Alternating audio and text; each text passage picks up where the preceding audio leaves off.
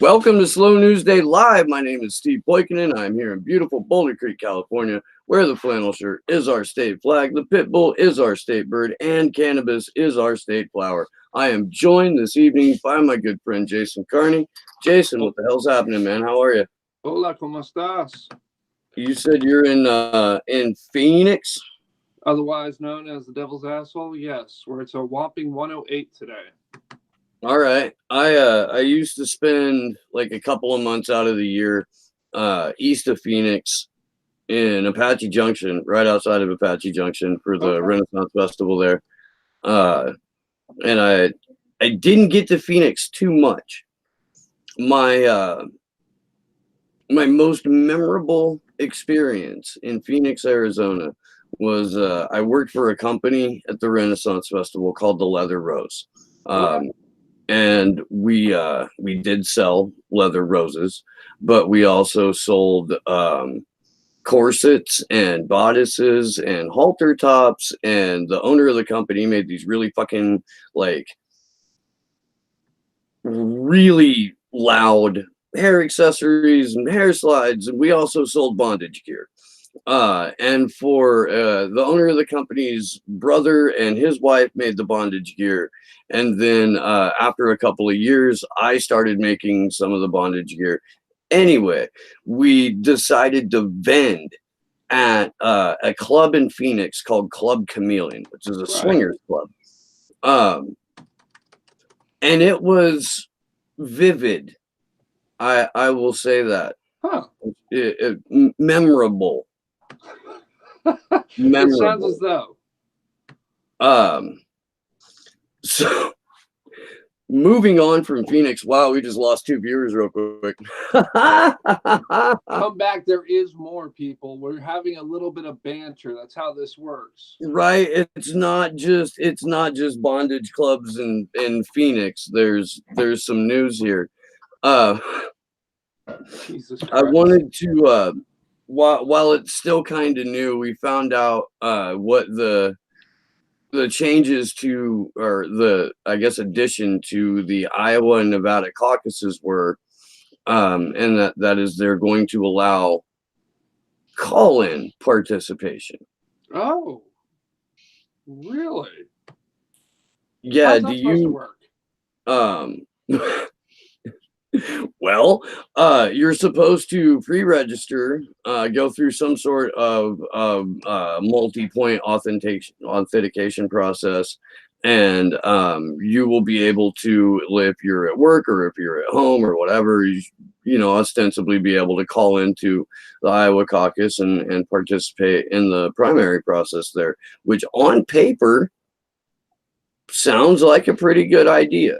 The caucus system, having it set on one night, you know, this exact time in these locations, is limiting to people who have to work or can't grab a babysitter, have carpet, you know, transportation issues. It's and this in theory would be a more open process. I only have the issue that it would be easier to deny people access that way because there's nobody overseeing it. There's no paperwork to follow up. It's a verification process. I mean, they could come across with, oh, your middle name isn't on our records, you know, so you can't be verified, ergo you can't vote. Something stupid like that could deny certain people the ability to participate in the Iowa caucus. That's my concern, with no oversight and no paper trail to follow up on it. Yeah, I mean, we know that progressive candidates tend to do better in caucus states and the primary states, especially if there's electronic voting machines, tend to go in favor of the establishment candidate. With rarely any paper trail, as Tim Canova brought up in the past, whether you love him or not, he did bring up a serious issue with electronic voting. I mean, we've had issues with electronic voting machines since we've had electronic voting machines, and they pointed to electronic voting machines in both 2000 and 2004. There was a moment where Karl Rove flipped out on camera, like melted down on camera, when Ohio didn't go for George Bush. Do you remember that? Oh, yeah, actually, I do. Yeah, I had to think about it for a second. It was 15 goddamn years ago. How old am I? right? But Uh, no, I recall it. so yeah, no, I mean you're absolutely right. Caucuses you kind of shout though. There's no like paper vote. There's no, Right. But it'd be easy to and deny people again something as stupid and superficial as, oh, Norman G. Rockwaller or whatever. Oh, I don't have G on here, so ergo, bye bye. And then there's yeah, no paper and trail, there's no oversight. there's unlimited ways that you can spoof calls to make sure that you're the unless you've got some sort of genuine election integrity security team on site verifying that all that there's no way to do it. Um, And it an sucks impartial because I one at like that. the idea. I do. I like the thought of more people Yeah, being able to participate in the process. What I don't like is that I know up front it's a rigged process. right. No disagreement. That's my only thing. Like, I love the idea. The more people involved in the political process, the happier I am. I mean, I wish people would become more educated when they do get involved with the political process, but step by step. A lot of the arguments that people who are disenfranchised or apathetic when it comes to voting is that their vote doesn't matter, their voice doesn't matter, their viewpoints don't matter, so why bother? If we can find ways to expand the electorate, that's huge. I'm all for it, but I think there needs to be some definite oversight, some definite rules, regulations, penalties for violation of this. I love that they're expanding, but I don't feel like there's enough security and guarantees that the voters' will is heard and respected. That's my big concern. That this is taking place in both Iowa and Nevada, the scene of two of the more blatant and more notorious uh, instances of election fraud Right. in 2016, Right. where it was 0.3 of a percentage point away. There were a bunch of uh, counties and individual precincts that had Bernie votes that got switched. There, it came down to a coin toss Didn't where, Hillary also get like 29 and Bernie got 21, even though it was like 0.3 of a percentage difference or something like that, yeah, and if I then when it recall? came down to a coin toss to decide who was going to be awarded the actual W, Hillary won 5 out of 5 in a row. I mean, statistically, it's quite possible, but at the same token, I think it's bullshit. So we and then Nevada of all fucking places, which was the scene of fucking Bernie delegates being locked out of the room while Hillary delegates voted on rule changes. Mm-hmm. The it Was that was the chair throwing incident? it was a scene where the voice of Nevada politics, that columnist, uh, yeah, said that he saw a Bernie Sanders supporter throw a chair when in fact there's videotape of that not Never happened. happening at all. Right. Like, the entire thing is on videotape, and there's people still running around. Like the story that came out in Vegas's paper and was picked up by the national media is fact. That was where Barbara Boxer flipped off the fucking crowd, and they had sheriffs packed around in front of the podium and all the way around the room.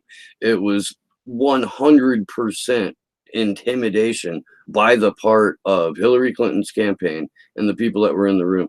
Dolores Huerta was involved in a bunch of bullshit during the Nevada primary as well. Oh no, I recall that, and that's a thing we can look at. I mean, California's moved their primary up, and that was interesting because I was actually at two of Senator Sanders' prime or the rallies he was holding up leading up to the California vote. And one thing that we found really weird is when we stopped by Hillary Clinton's uh, about an about an hour before Bernie really got started, there was like maybe 150, 250 people that were in their little hall. Bernie came out to the state fairgrounds, threw up a podium, and there had to be, and this is not hyperbole, there had to be anywhere from 11 to 14,000 people there. It was like a fucking rock concert, and I still have the weirdest, craziest notion that was already it fixed, because before even voting was done, if I'm not mistaken, they declared Hillary Clinton the winner. And I saw rally after rally in the state of California. People were showing up for Bernie. Nobody was showing up for Clinton. And I don't understand how, one, the vote was called before all the votes were cast, and two, how she won by any portion. I witnessed it. I was there. I saw what was going on. I was able to get a picture from the stage of all these people. And at the end of the day, you sit and you somehow lose the California primary, and you lose it. I think it was 2 hours before polls had closed. They called California for Hillary Clinton Monday night. Did they? Chris Matthews went on the air and called California for Hillary Clinton. Okay. There were a number of states in 2016 where they called the state before the actual polls were closed, and there were still people in line. I recall that. Definitely was going on in California, because I went down in North Highlands. It's off of Watt, and people from Sacramento know what I'm talking about. And there was long ass lines, and people excited to talk about voting for Bernie Sanders of all nationalities, of both, just every type of human being on the face of the planet. And it was awesome to witness. I mean, these people were proud, talking about it out loud, like their vote was going to count for something. And they were talking about voting for Senator Sanders. Now, unless a whole bunch of them were just talking massive amounts of shit to look cool or trendy or whatever it was, which I doubt, because you don't geek out that much to try to look cool. I have a hard time understanding how Senator Sanders lost California. I was there. We know how he lost California, and Alex Padilla is how he lost California. No, I get that. The fact that Alex Padilla is still Secretary of State here is a fucking crime. But if he's assuming he's still Secretary of State going into the 2020 election, there's no reason that you should have any kind of confidence that California is going to have a legitimate primary. I don't have confidence that any state in the union is going to have a legitimate primary and or caucus. Maybe Guam. And Lauren Steiner will swear to you that California has the most rigorous and honest primary on the planet. And I don't know how you could still make that assertion after San Diego, after fucking LA County, after fucking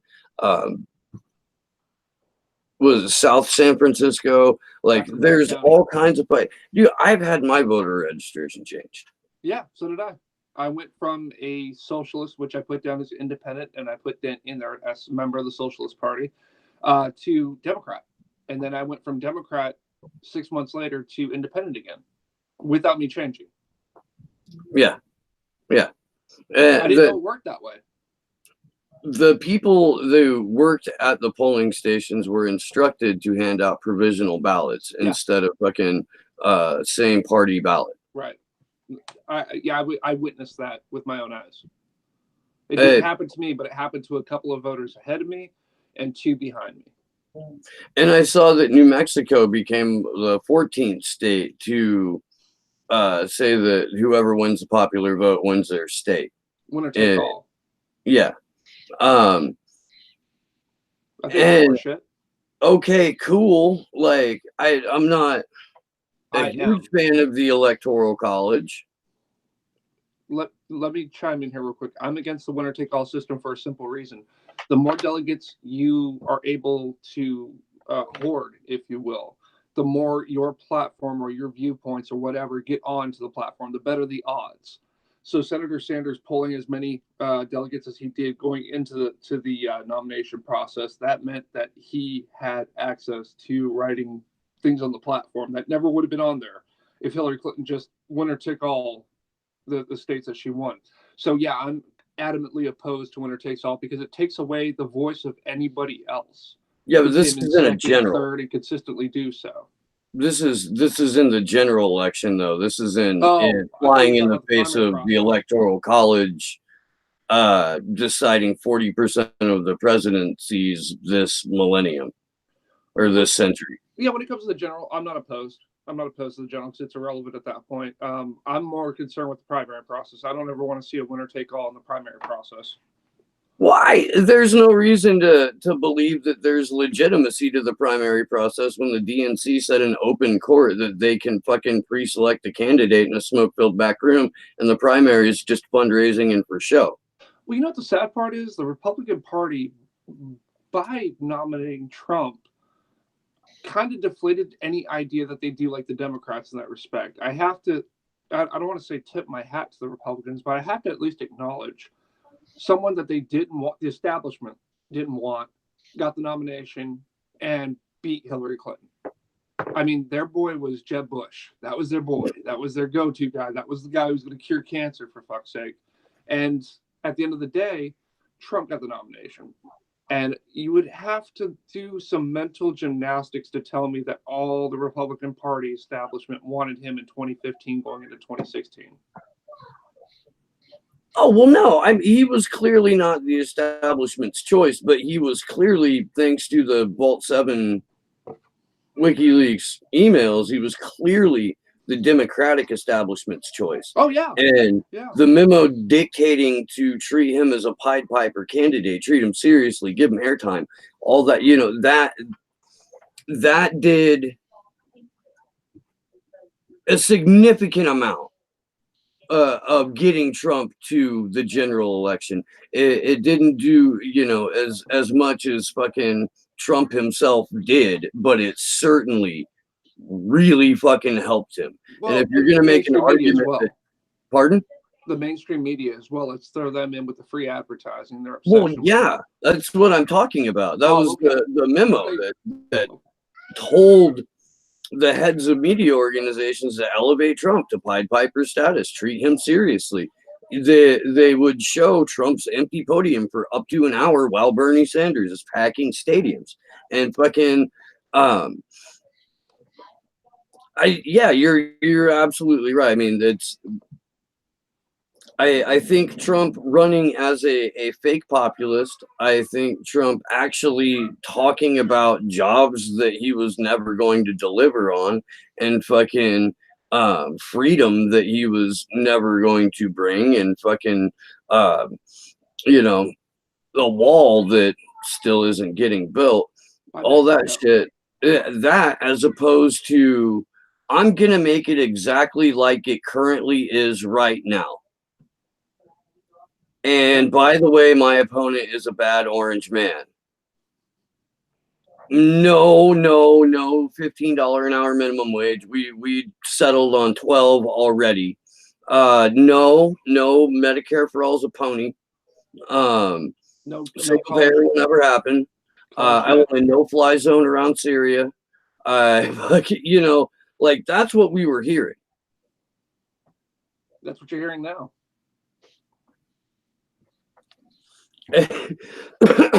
What's the old adage when it comes to Democratic and Republican politics? When it comes to the primary season, you shift left or you shift right to win over the base, and then when you go into the general, you moderate. What I found hilarious is that there's still Democrat candidates: Joe Biden, Senator Harris, Senator Klobuchar, everybody pretty much but Sanders and Gabbard.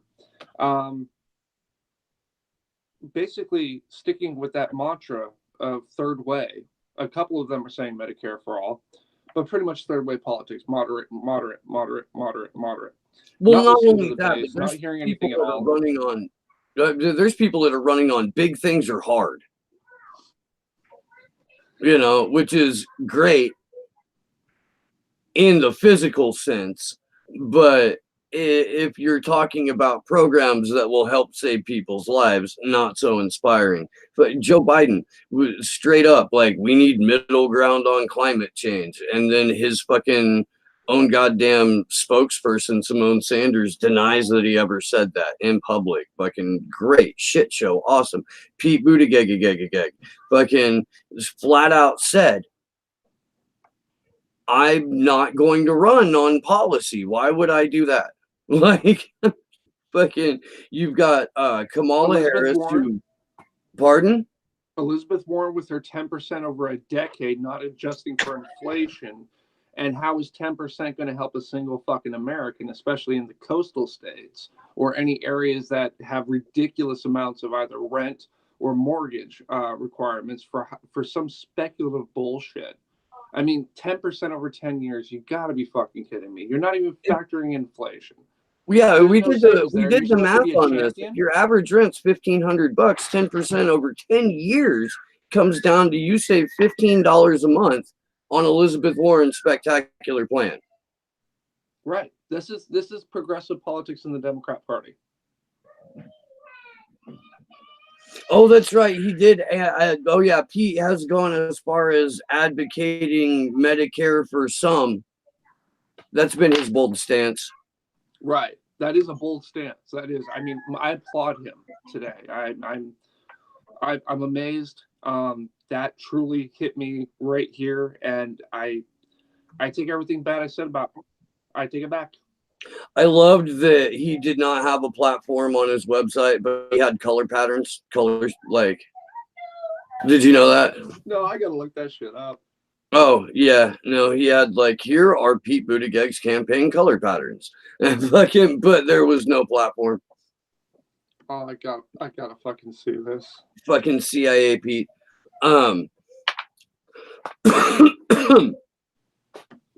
Was I kind of heading with all that? Oh yeah, back to the caucuses, man.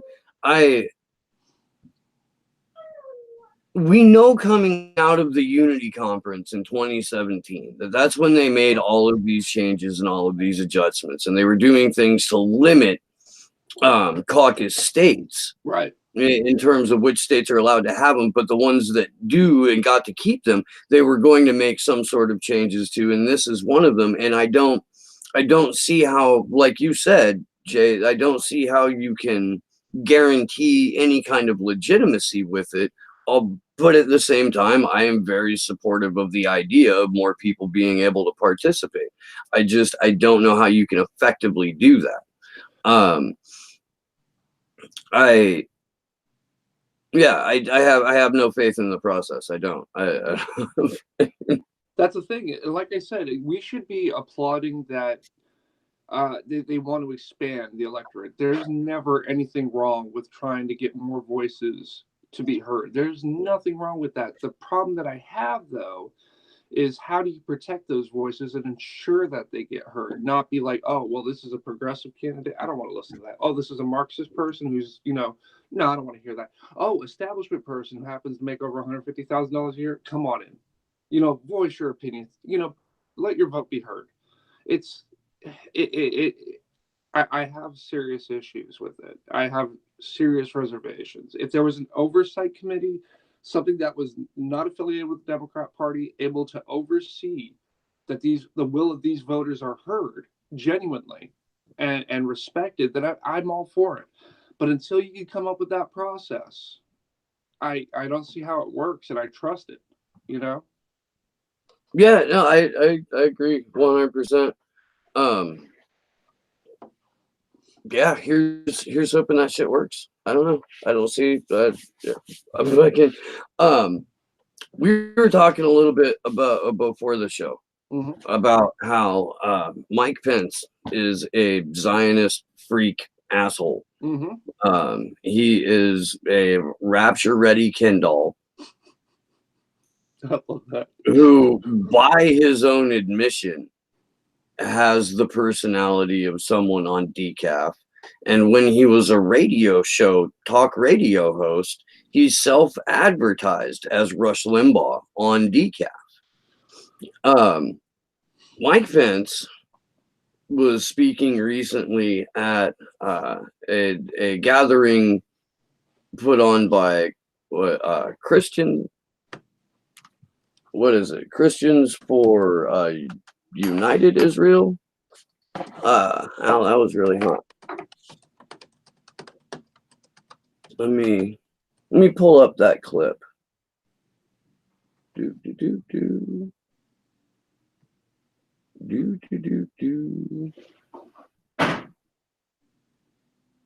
Yeah, I want to hear this. I'm extremely interested. I've been so deep in CUFI, Christians United for Israel. Make sure I got volume here. And here we go. It's astonishing to think that the party of Harry Truman, which did so much to help create the state of Israel, has been co-opted by people who promote rank anti-Semitic rhetoric and work to undermine the broad American consensus of support for Israel. Recently, a freshman Democrat in Congress trafficked in repeated anti-Semitic tropes. We all remember them. She alleged that congressional support for Israel reflected an allegiance to a foreign country. She said that Israel had, and I quote, hypnotized the world. All right, I'm going to pause it right there for a second just to get your response from his opener there.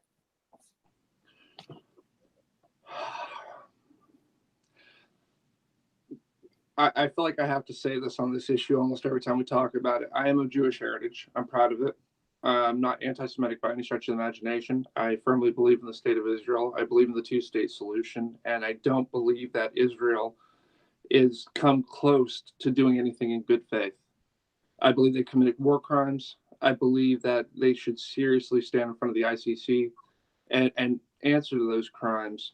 And I believe that using the state of Israel as a political prop, as Mike Pence is doing, is 100% deplorable, disgusting, and vile. I think any Zionist using Israel as a prop is disgusting and just completely, rage doesn't begin to cover it. But going specifically to that, this is a man who is end times apocalypse type. He runs the concept of Trump being impeached and this theocrat getting the Oval Office is terrifying. The out and out lies that I feel like is about to just spew forth from his mouth, speaking about the Minnesota representative, it was Minnesota representative, is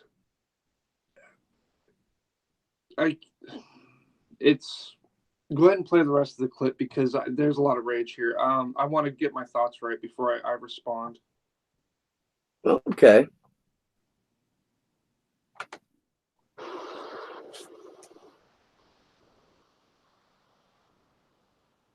Well, let me say this from the heart. Anti-Semitism has no place in the Congress of the United States of America or anywhere in this nation. And anyone who slanders the historic alliance between the United States and Israel should not be sitting on the Foreign Affairs Committee in the House of Representatives. All right. Okay. So you want to try to persuade people that you're not a puppet of Israel, and yet you're saying out and out that no person who speaks against Israel should have a seat in the United States House of Representatives. What the representative from Minnesota never once even shied into was anti-Semitism. She stated a out and out fact about AIPAC and AIPAC's undue influence and the money that comes in and out of AIPAC. It has nothing to do with the fact that they're Jewish. The argument has nothing to do with Judaism or being a Jew. It has to do with the corruption and I don't want to use the term cabal, but the absolute merging of Washington and Israel, and how much influence, undue influence, Israel has when it comes to the United States and the United States politics. You can't make a structured critique of Israel without being deemed anti-Semitic. And I make it frequently, and I'm told I'm anti-Semitic, even though I'm proud of my Jewish heritage. Well, I've heard of self-loving Jews, but come on.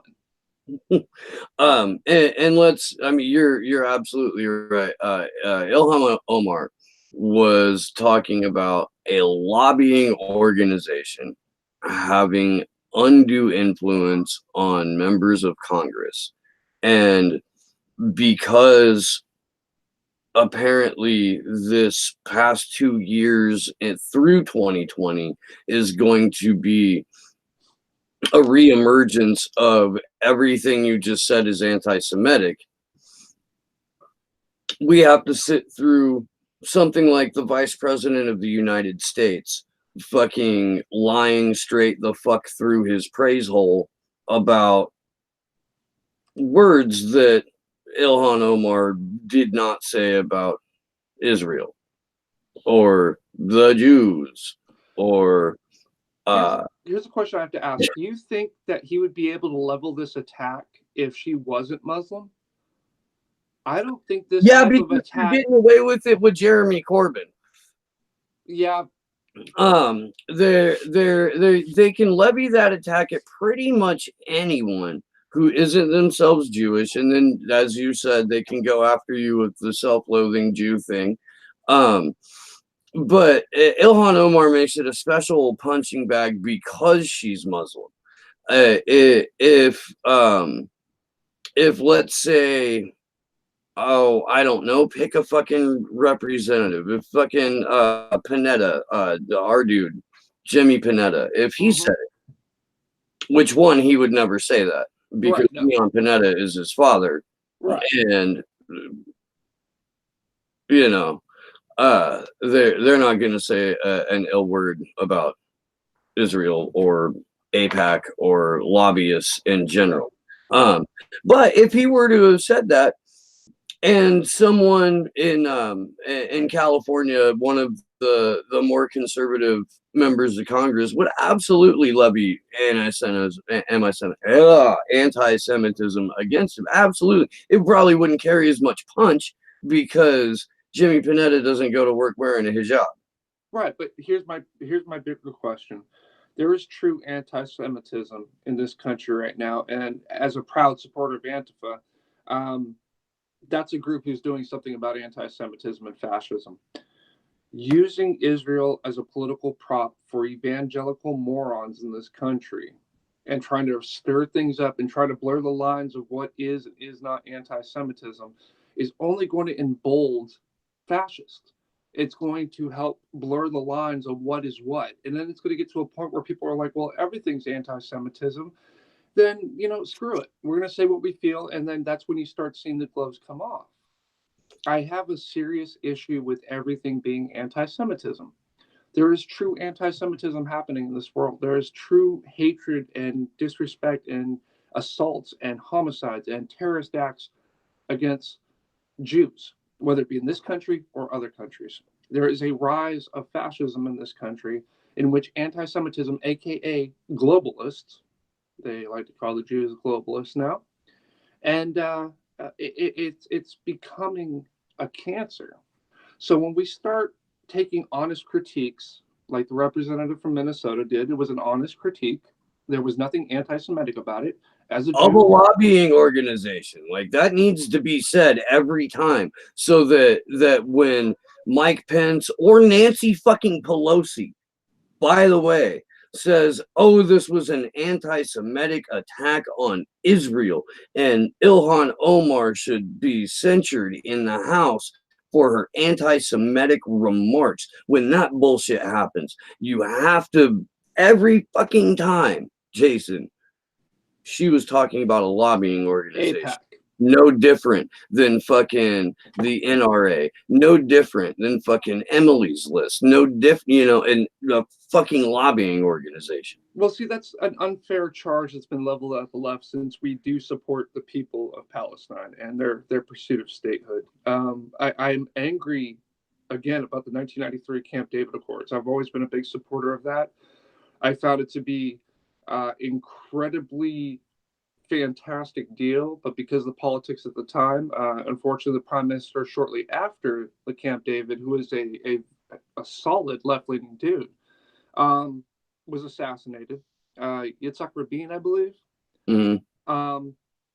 Things fell apart and spiraled out of control. Then you had the Third Intifada, and you had just everything spiraled out of control. Of course, I'm angry about that, but I'm not going to blame the Palestinian people. Like I support the people of Israel. I don't support the Likud party. I don't support the government of Israel. I support the people of Israel. I don't support the government of Palestine. I support the people of Palestine in their pursuit of statehood and autonomy and the ability to govern themselves. That is not anti-Semitic. It is not anti-Semitic to talk about building settlements in illegal areas as a bad thing.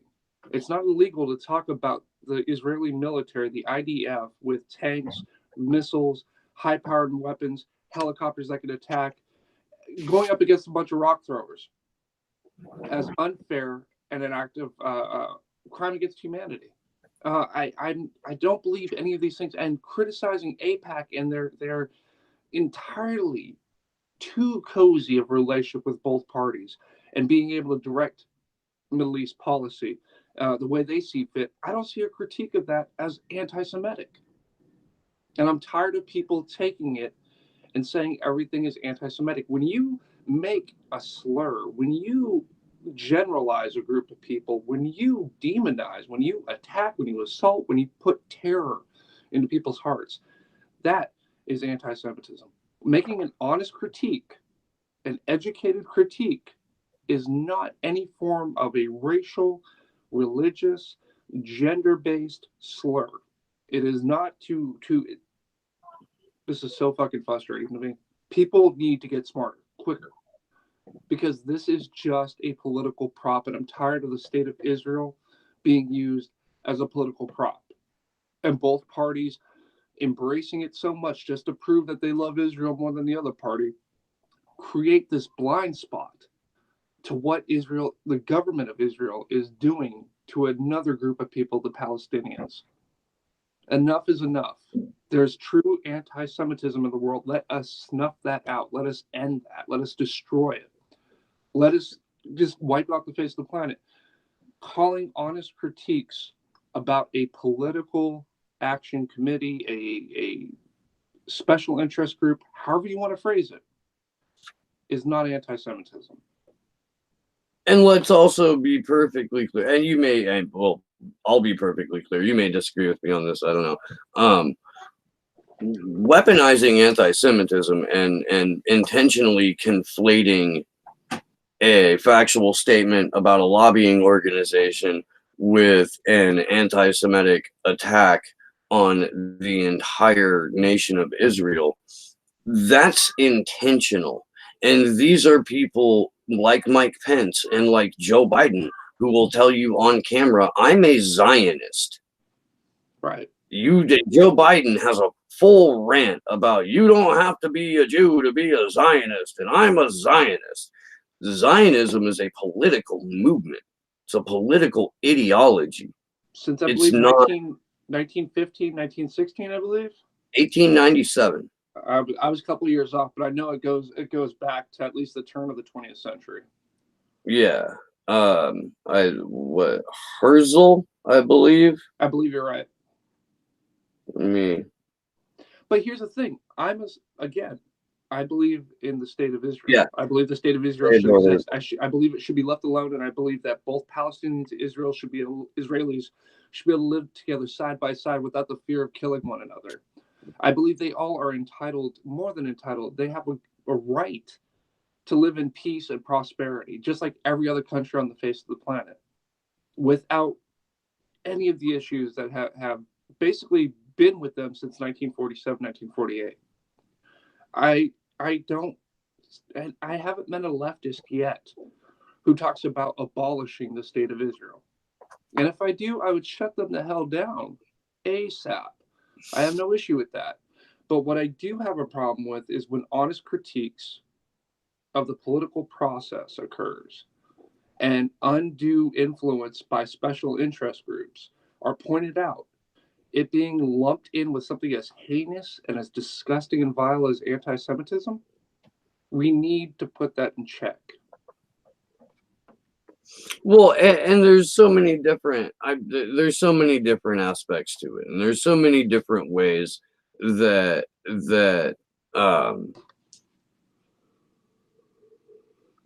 people who are born in Israel or in Haifa who are Jewish people, there's a difference between that and fucking Benjamin Netanyahu and a fucking full-throated Zionist who has a very particular political ideology that involves their religion. Some Jews are Zionists, but not all Jews are Zionists. It's one of those things. Let's be clear. Zionism does not equal Jew. No, but the idea that pointing out that a lobby has undue influence is anti-Semitism is a Zionist-oriented smear device. Right. To silence your critics. We've got decades of history on this. We've got decades of history of Mossad having undue influence in this country. We've got decades of fucking paying billions of dollars a year so that we can have ostensibly a client state in the Mideast that's also a nuclear power, so that when we need to acquire some natural resources, or they have an enemy that's getting a little bit too hot, and if they go and murder them in broad daylight, it'll mean more for them, then we can come in and go ahead and say, oh, there's terrorist activity in here. I guess we need to launch fucking 2.4 million drone strikes. Right. And that's the thing, is it's conflating. Misleading people is vile to begin with, but to do it You when wanted there's to talk lies. about narrative control. I just thought I'd segue. No, that's, if you want to jump into transportation theory, we can do that. But this is something that's near and dear to my heart because, again, I'm a supporter of Antifa. I'm a firm believer in destroying fascists, not hearing them out. This creates a murky situation in which true and vile and disgusting anti-Semitism that does exist, that occurs day in and day out, it confounds why we aren't focusing on the real deal. Just as why aren't we focusing on criminal justice reform that lifts up and not subjects oppression upon Latinos and African Americans? Why aren't we looking into a criminal justice system that loves to throw African Americans and Latinos into our prisons at a disproportionate rate, into the highest prison population of the world? Why don't we look at these different things that we actually have going on instead of coming up with the Zionist bullshit that keeps coming out of these people's mouths and keeps stirring debate about a pointless fucking position? There are so many bigger things in this country right now than what is or is not anti-Semitism. Honest critiques about an individual's policy or a special interest group or anything like that is not anti anything. It's anti that position or anti that group. That is not anti the group of people behind it. That is not the state of Israel. That is not a single Jew on the face of the planet. It's anti-Zionist. So let's get. I mean, there's a lot of religious significance around what the Trump administration has done for Israel, for the ideology that is Zionism, because it coincides with dominionism. It coincides with was it Seventh-day Adventism? It coincides with end times prophecy. Yeah, a lot of the end time schools of thought, and we've basically accelerated the rapture timetable, particularly with the relocation of the embassy and the official declaration of the capital as Jerusalem, with the Golan Heights being renamed Trump Heights. It's illegal. It makes sense.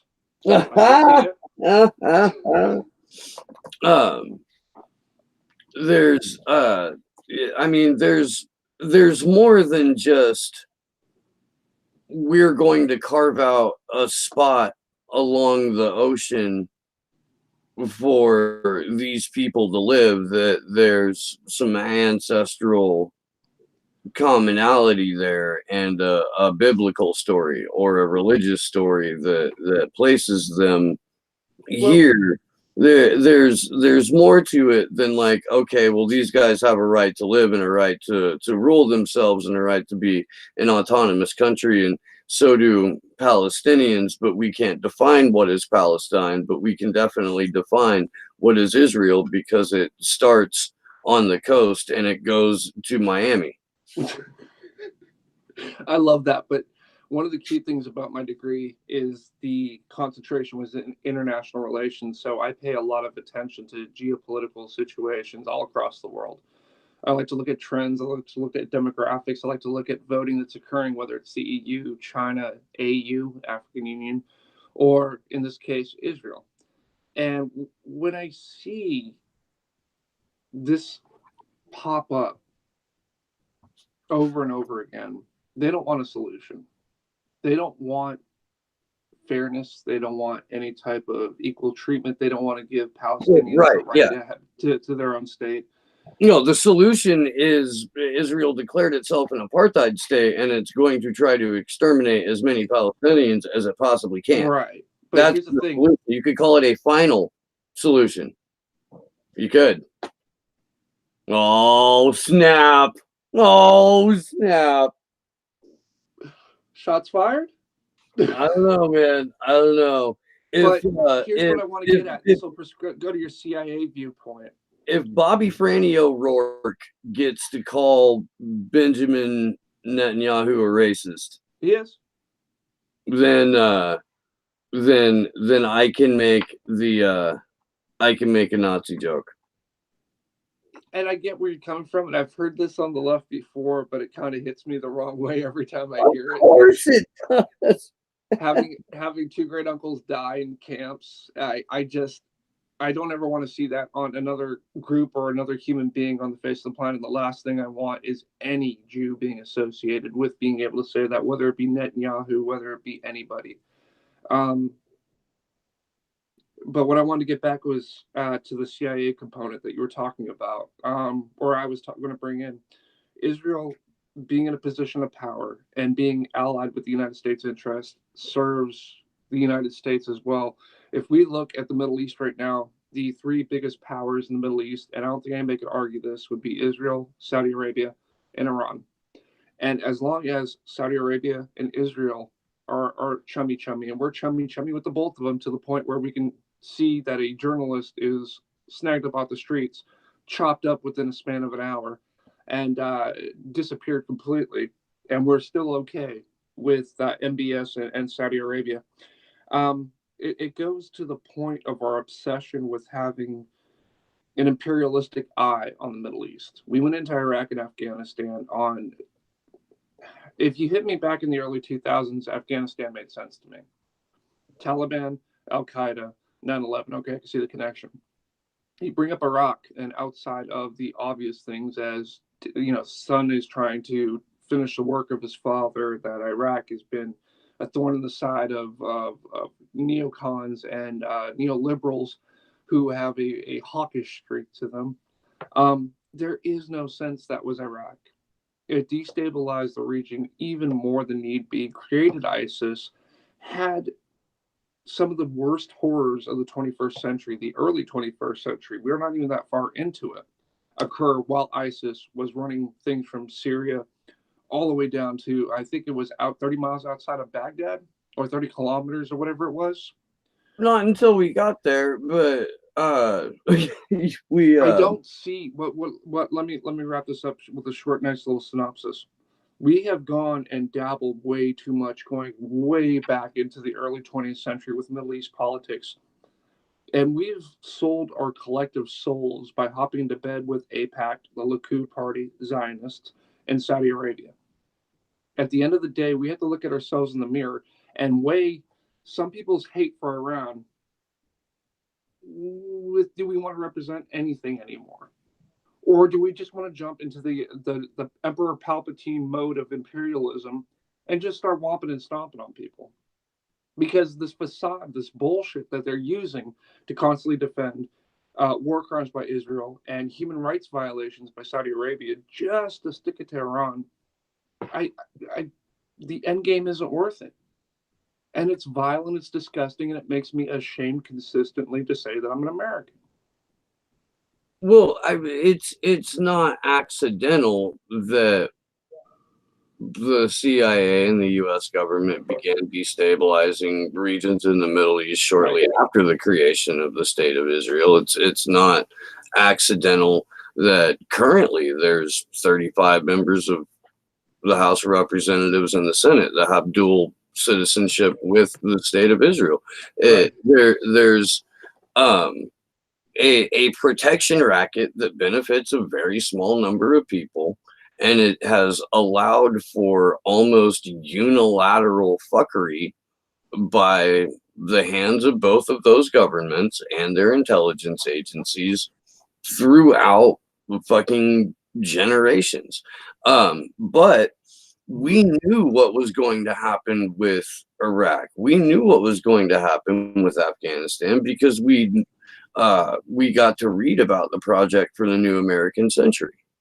And we got to read what their plan was to specifically destabilize fucking Iraq and Iran and Syria and fucking Libya and what was the other one? God damn it. Iraq, Afghanistan, Libya, parts of Pakistan as well. We caused a lot of issues in these states. No, I mean the PNAC plan and the countries that General Wes Clark rattled off that were Iraq, destabilization. Iraq, Iran, Libya. Fuck. Chat crew? Can anyone remember? I'll have to pull that up. Yeah.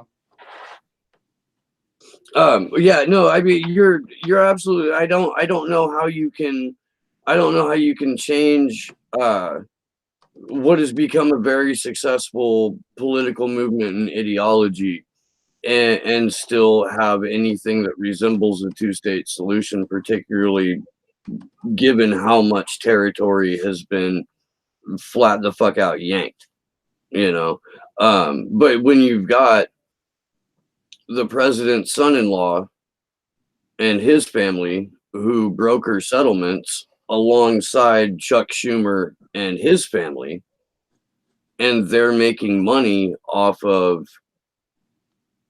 Israeli settlers going into Palestinian neighborhoods and bulldozing their shit and building on top of it. And if they don't move, they can get dead. Yeah. And these are higher ranking government officials that are profiting from this daily. And I don't know how you can decouple that without dismantling the core concepts of how those governments operate. Destabilization and acquisition of natural resources is a cornerstone of U.S. foreign policy. It always has been, always will be. I mean, since the founding of this country, when we screwed the Native Americans over and over and over and over and over and over and over, I can keep going. And since that point, we have decided that our Constitution is irrelevant, that our morals are irrelevant, that any principles are irrelevant in the pursuit of, as you said, natural resources and wealth. That has been a cornerstone of America. And when people, say that out loud, they're called unpatriotic. I just say that they have read history. They understand history. And at the end of the day, we aren't doing anything to change that. In fact, we're accelerating the elimination of the facade of being the beacon on the hill, whatever other bullshit some conservatives said during the 80s. We are not a moral leader. We are not an educational leader. We are not a climate change leader. America is a bully that can beat you up for your lunch money.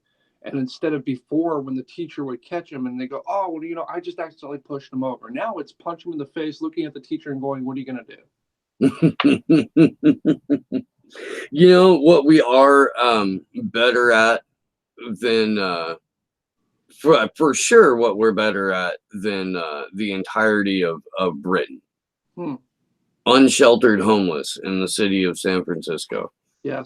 That was an article that I tweeted out and put on the Facebook page this morning. It was in the San Francisco Chronicle.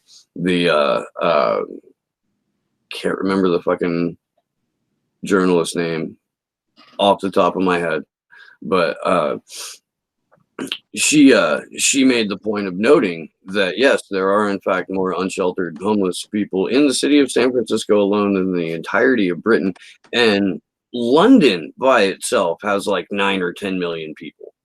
Right. San Francisco just cracked 1 million people a couple of years ago. Right. So we're talking a city with 10 times the population relatively plus or minus a smidge. Let's see the grand policies of the ultimate progressive that is now the governor of California, was formerly the mayor of San Francisco, really started the process in the gentrification and the criminalization of the homeless in San Francisco, and it's accelerated under every administration following. It's expanded, it's accelerated, and basically what you've done is made it a crime to be poor in the city and county of San Francisco. You have turned a unrealistic housing situation, something where speculation is just the prices that they're charging in the city of San Francisco for a studio apartment in not even a glitzy section of San Francisco. Yes, ladies and gentlemen, there are non-glitzy sections of San Francisco. It is ridiculous. It is price gouging. It should be illegal. And as long as neoliberals are running the state of California, it's never going to be. But Gavin Newsom was the architect of this. He put his flag in talking a good progressive game, yet doing everything in his power to run those that needed his help the most out of his city. And again, every administration that has followed has expanded and accelerated that process. You go to Oakland, hop over the bridge, take the Bay Area Bridge. It takes you about, contingent upon traffic, anywhere from 8 to 15 minutes to go from San Francisco to Oakland. Go down by 3rd Street, go down by San Pablo, go down by Cesar Chavez, go down by any of these roads, go down by Oracle, and you will see what the policies of Gavin Newsom and everyone who's followed him since has done to those people. Oh, you can go to the Tenderloin in San Francisco and see that shit. You can drive down to the financial district, get out of your car, and walk around the literal human shit and the fucking tent cities that are down there over by the Bill Graham Civic. Yep. But there's no escaping it. No. And it's the failure. You're correct. You identified it correctly. It's the failure of neoliberal capitalism, and that this. I mean, I remember, dude. When I first came out to California as a no good punk street kid, tour hippie, fucking Indiana tough. Oh no, I had been on the road for a while. But yo, dude, getting the San Francisco homeless, and then like the 3rd day that we were there, we got robbed. Like our whole floor of our hotel room got robbed. Right. Having to go from nothing, fucking sleeping in Buena Vista Park because we could fucking pay a couple of junkies to like and kick us if somebody was gonna come rob us or some shit like that. You know, we had fucking guard dogs. Going from that and kind of working my way back into hotels and shit like that. You got to watch the immediate effect that gentrification has on a community like San Francisco. San Francisco was no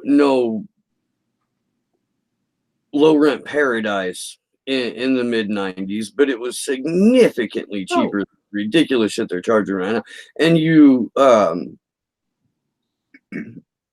only needed a roommate or two with your fucking bartender job to afford a place to live in a relatively right. It's like Sacramento now.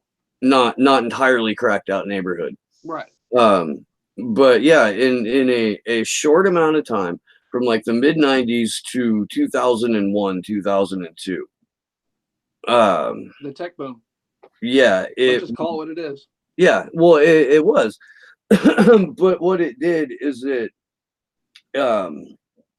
exploded the investment market without exploding any sort of need to consider what would happen to your city market.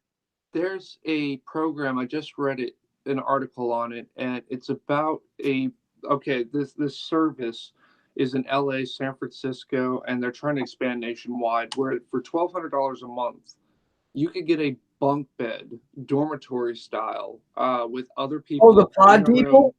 What's that? You can be a pod person. Yeah, but Yeah. for $1,200, not a house, not an apartment, but a bunk bed somewhere in San Francisco to live, to have the honor and privilege or whatever other bullshit you want to put on it, to live in either Los Angeles or San Francisco. This is being touted as a brilliant idea, not combating the hyperinflation of home values and rental values. Battling that isn't the grand idea. The grand idea is gouging more people for a fucking bed, $1,200 a month. Yeah, no. But wait, you get toilet paper and ramen along with that. So I'm going to be fair, but this is being touted as a brilliant idea as an answer to the housing crisis in California. Get your fucking heads out of your asses, you imbeciles. I saw that. I saw that in the same thread where Elizabeth Warren's bullshit 10% over 10 years plan. Right. Where the math on that got broke down finally correctly, and we all figured out that you saved a whopping $15 a month over 10 years. I could buy a pack of smokes with that. So I mean, that's savings, I suppose. And somebody was like, "Oh shit, yeah, it turns out you totally can, find a place to live for less than $1,500 a month," and put a link to that. Bed, ladies and gentlemen, and those who are prescribed to a binary gender role. I mean, we're talking about like a dozen people in this place. Like you are. Think about military style. It's like the barracks when you're. Yeah, I saw that. And camp. Oh yeah, absolutely. It's tech bro camp. It's $1,200 a month. That better have platinum tickling my ball sack when I turn left or right for me to spend $1,200. It didn't look like they were big on privacy there. No. In the fucking pod village. No. And I guarantee you that everyone who lives there has a special allergy, has a special fucking food that can't be cooked, because if the oil of it gets on any surface in the house, they have to decontaminate the entire house. I guarantee that the ones that allow pets, all of the pets are on medication. I guarantee that. Here's the thing. Instead of calling this cute little get-rich scheme a way to combat the housing issue, how about we actually combat the housing issue? Why not have rental caps? Why not have an elimination of property tax, forcing our schools to go underwater and teachers who make shit having to pay for textbooks and school supplies? How about we actually take head on the homeless issue, and those that are going from paycheck to paycheck? If they get hurt, if they get sick, they could lose where they live. How about we reinforce and create a new Bill of Rights for tenants and homeowners in this state? How about we actually go ahead and take on that rather than coming up with a ignorant ass Airbnb style Lyft gig economy, $1,200 a fucking bed, just so you can be cool and say you live in LA or San Francisco? Well, this is the future. This is a glimpse of the future that Sorry to Bother You. It's Orwellian. Foretold. Did you see Sorry to Bother You? Yeah, loved it. Okay. Yeah. Loved it. This is brilliant. Living in your fucking cell. Right. This is living in your cell and then going to work and coming back to your cell. And the only difference is that with the pod people, they get to leave their cell for a little bit to go to work. But I guarantee you that there's like, that you saw it, there was a home office or there was a fucking workstation. Right. They're basically in like a little open air fucking almost conference room where there's desks and you can set up and everybody's got headphones on and they're all fucking working in their pod. We're going to go back to their tiny little fucking one-person bunk. What if you want to hump? Oh, you can't bring friends. Right. You can't bring friends. It says it in the article. You can't bring friends. You can't bring lovers. You can't bring anybody by. And there's a curfew, I think, where lights go out at 10 o'clock, if I'm not mistaken. Last time I checked, I was a grown-ass individual. Yeah, dude. It's tech bro camp at $1,200 a month. For a bed. I can't emphasize that enough. There's, And this is being but touted as a response to the housing crisis. What yeah, backwards third grade education could make that equation? How could they put A plus B and come up with cow? you know how I've been saying that trust fund kids ruin everything, quoting Sam Tripoli on that. I'm going to go ahead and reiterate that right now. Trust fund kids ruin everything. And you know that some fucking trust fund kids are the one behind, hey, I bet we can get these desperate motherfuckers to fucking pay us $1,200 a month, fucking live like they're in permanent fucking summer camp, and we can get them to fucking work from home, and we can fucking make it seem cool. But wasn't this what the capitalists cried about communism when they said everybody was going to wear a same jumping or matching jumpsuit, that they were going to live in these pod situations, that they were just going to go to work and go back to bed and go to work and go back to bed and go to work? Isn't this exactly what capitalists decried communism being all about? And yet you're paying for the privilege to be in an Orwellian style environment. The only reason that Jeff Bezos doesn't have people in fucking prime living facilities with fucking prime Shout fucking out South Park. Prime fucking, school, prime kindergarten through 12th grade that connects directly to the fucking factory where they work. The only reason that he hasn't gone there yet is because he hasn't been able to negotiate a deal with a fucking state that is going to let him do it. This is a company that has a patent on record for fucking shot collars for their workers. Yep. So if you're Jeff Bezos is just first off, his idea of turning a woman on reminds me of an algorithm that's trying to figure out RedTube and how to direct people, but has got it completely wrong. And then two, that New York deal should have been a red flag for anybody not paying attention to politics. How New York City ran out the headquarters of Amazon because of the bullshit they were trying to pull. And then seeing that establishment Democrats and Republicans were going up progressives' asses about it, even though it was not going to help the city of New York and the place where it was. I don't remember if it was supposed to be Queens or Brooklyn, but it wasn't going to help the people there. It was just going to increase rates for food, for housing, for everything else, for people who were maybe hanging on by a thread. It was going to create an environment where the payoff, there wasn't enough jobs coming in from this headquarters to justify the giveaway that both the state of New York and the city of New York were willing to give. And when progressives came in and demolished that whole thing, how they were decried as animals and barbarians and they don't understand economics and oh my God, we're all going to die. And now it's going to Virginia or Maryland or wherever the hell else they decided to go. That should have been a red flag about Bezos. There are so many things out there where people need to wake the fuck up, and it's right there. It's right in front of your face. It's 6 inches. What you're saying is spot on. After all of the stories of how Amazon screws its employees. This is years after employee walkouts. This is 2 years after Bernie Sanders was like, hey, you should maybe not pay your employees starvation wages. And Bezos was like, cool, I'll take it out of their bonuses. What was Walmart's model was they were okay with paying starving wages because their employees would have to use welfare regardless. Yeah. They were like, screw it. We could pay them starvation wages. They'll get welfare. They'll be fine. We don't have to promote them. We don't have to give them real money. We don't have to give them protections. We can work them 32 hours a week so we stay under the 31 hours a week, whatever the hell it was, so that they don't get benefits, so that they don't get full-time status. I mean, the Bezos, the Walmarts, the Waltons, whatever you want to say, these scum-sucking corporate, the corporate society that we have today has no respect, admiration, or love for the American worker. They have love for automation, their profit margin, and tolerating the American worker until that point where technology makes the American worker obsolete. And they can have 100% clean profit after.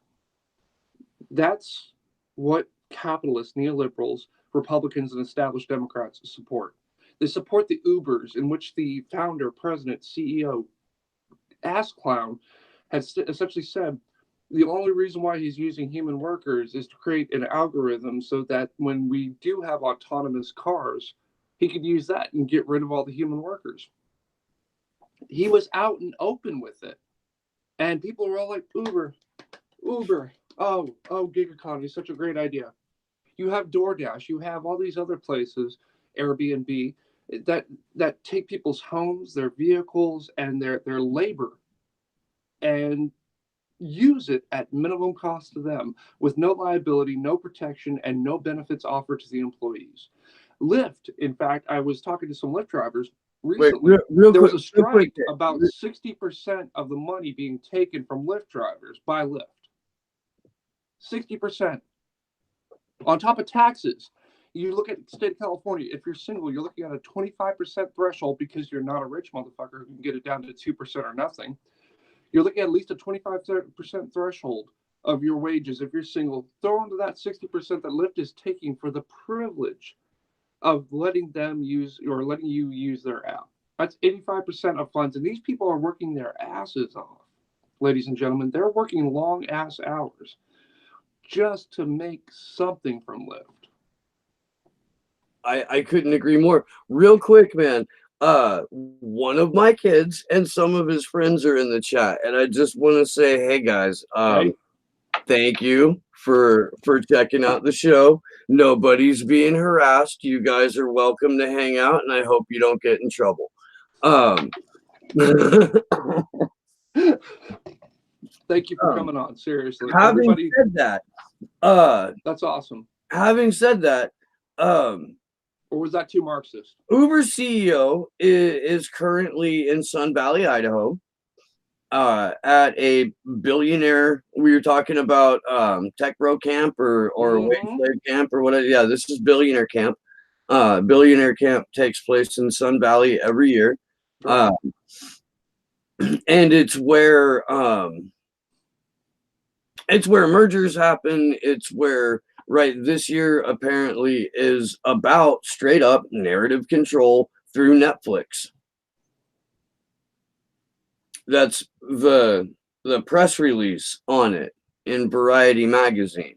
Like, they're openly talking about how can we set a narrative for 2020 at their billionaire conference.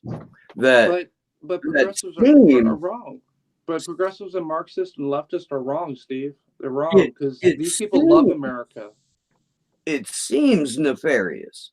Now, I am not a billionaire. I do not own Netflix. I am not the CEO of major networks, nor am I getting paid by the military-industrial complex to do this show.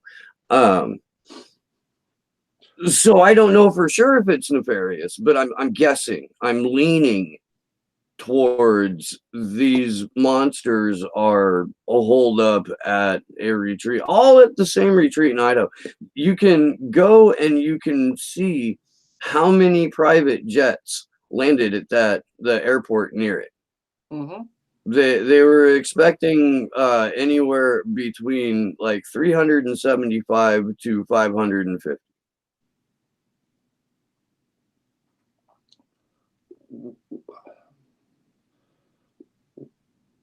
Hearing that, my only response is, what is it going to take? Ladies and gentlemen, what is it going to take? What more do you need? What more evidence will persuade you into looking at the situation and saying this is untenable? That the rich are getting richer, the poor are getting poorer, and the rich are ensuring through law and legislation that happens. What is it going to take to wake you up to the fact that your representative does not represent you? That the people that you put in power do not have your best interest in heart? What more is it going to take? I don't know. I'm confused. Because you're the one that wanted to talk specifically about narrative control, and I think that has a lot to do with it. We live in a fucking cartoon, and we live in a in 1981, William Casey, the director of the CIA, who replaced George H.W. Bush as director of the CIA when Bush left Langley to go straight into the White House as Reagan's handler. And William Casey said, we will know our disinformation campaign is complete when when nothing the American public believes is true. I guess we're getting pretty close to completion, aren't we? We went from that statement in 1981 to the repeal of the Fairness Doctrine, which eliminated at least the veneer of having both sides share an argument, even though that argument was normally contained to within the narrative. We went from that to the Telecom Act, which consolidated in over 50 media companies into 6.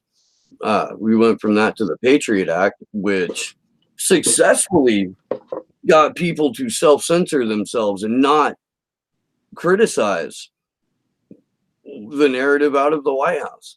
Right. We went from that to the reauthorization of the NDAA in 2012, which legalized propaganda. We saw an influx of that vote is happening this week, Steve. Do what? NDAA vote. Oh, I thought it already happened. Nope, it got out of committee and everything else. That vote is happening, and if you want, I'm sorry to interrupt you. I want to jump on this. Call your representative, call your senator, voice your dissatisfaction whether you believe it's going to help or not. Point out the obvious mistakes of this particular bill. Harp, be annoying. Don't be violent. Don't threaten. Don't do anything stupid.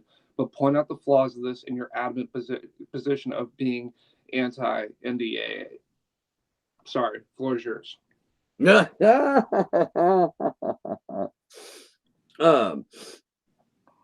have to look into that. I know I looked into the NDA a little bit, at least what was into it, because Tulsi Gabbard apparently got part of the Stop Funding Terrorists Act into it.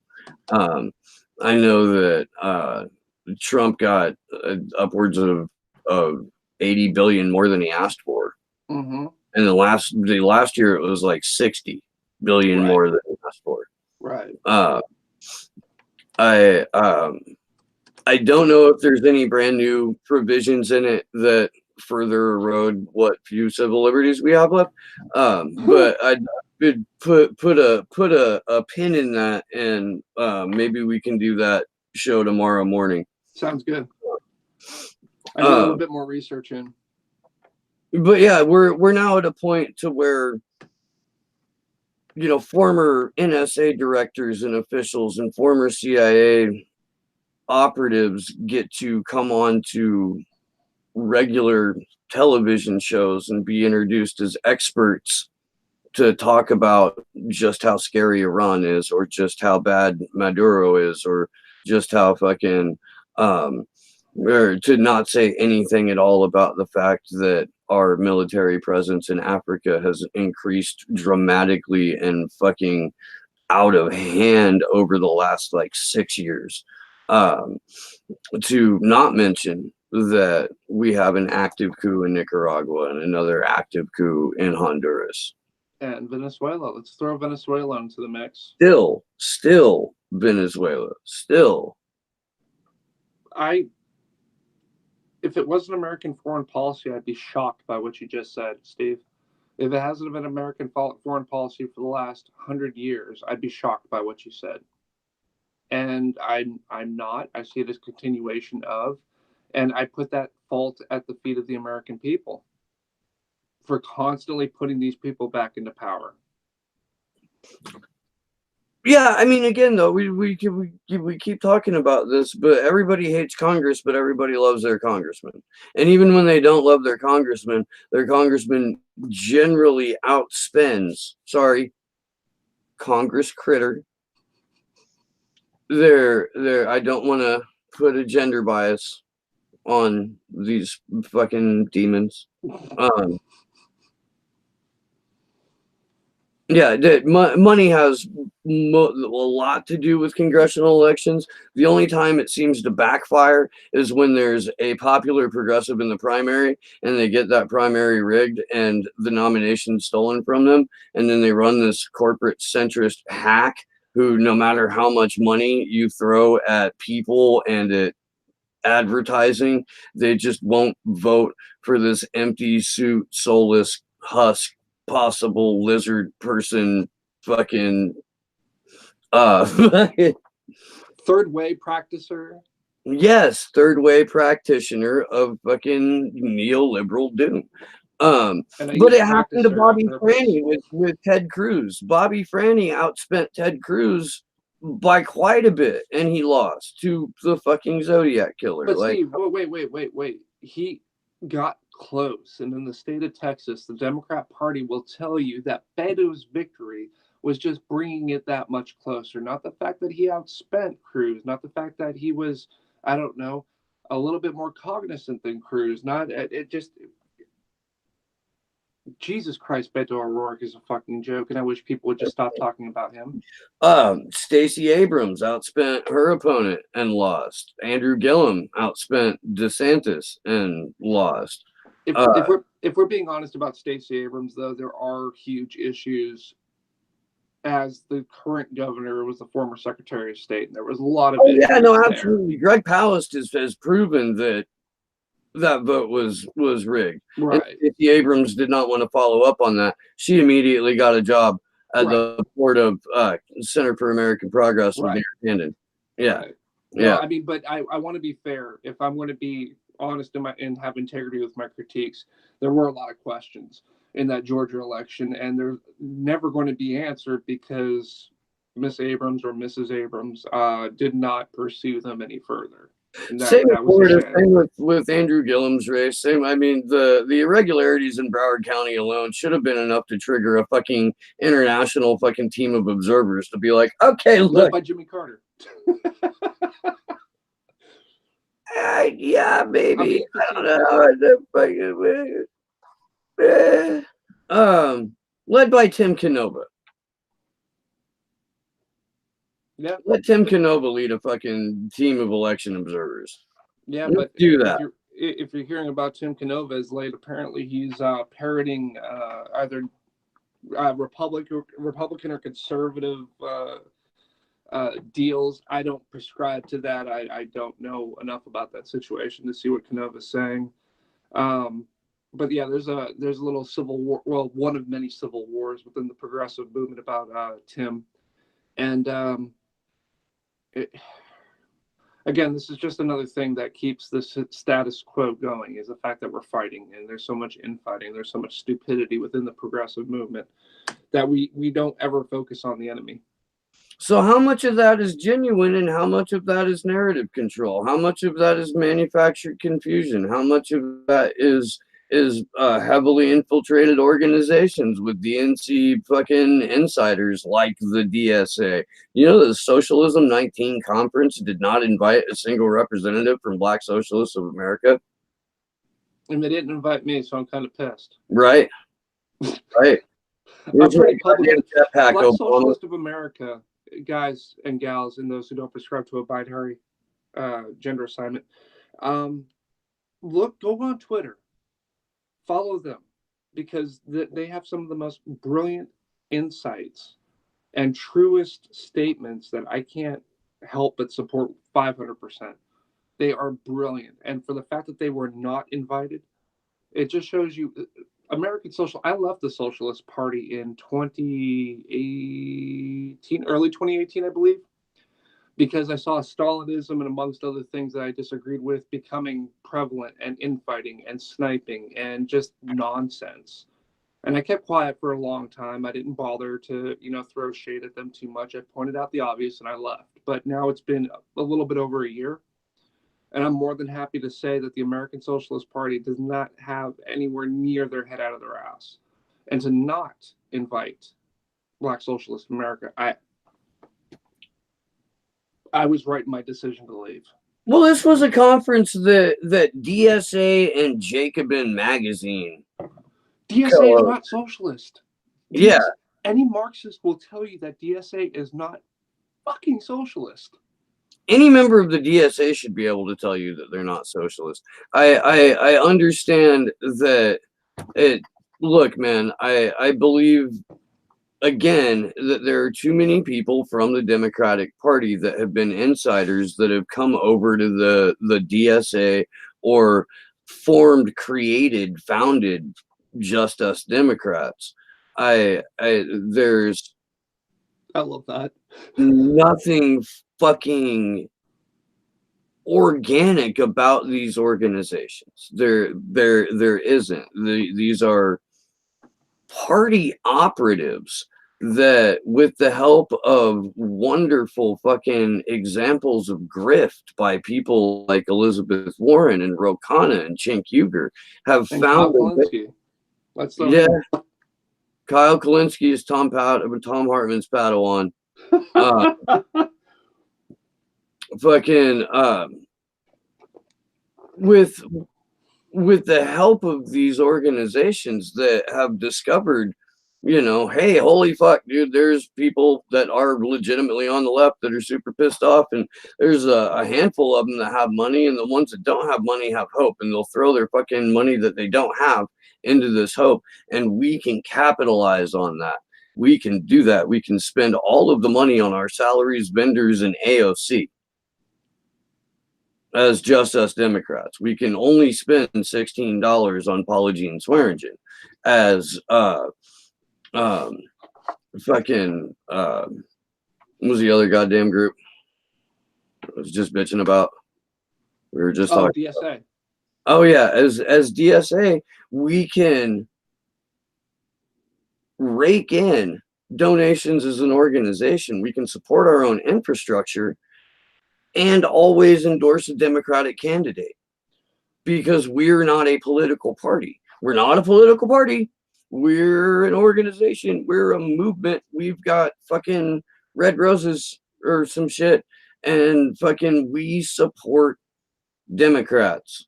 We're here to elect Democrats. Like, if you're trying to sell the party can reform itself from the inside, you're willingly or fucking out of some misdirected sense of hope repeating fucking Mockingbird media propaganda.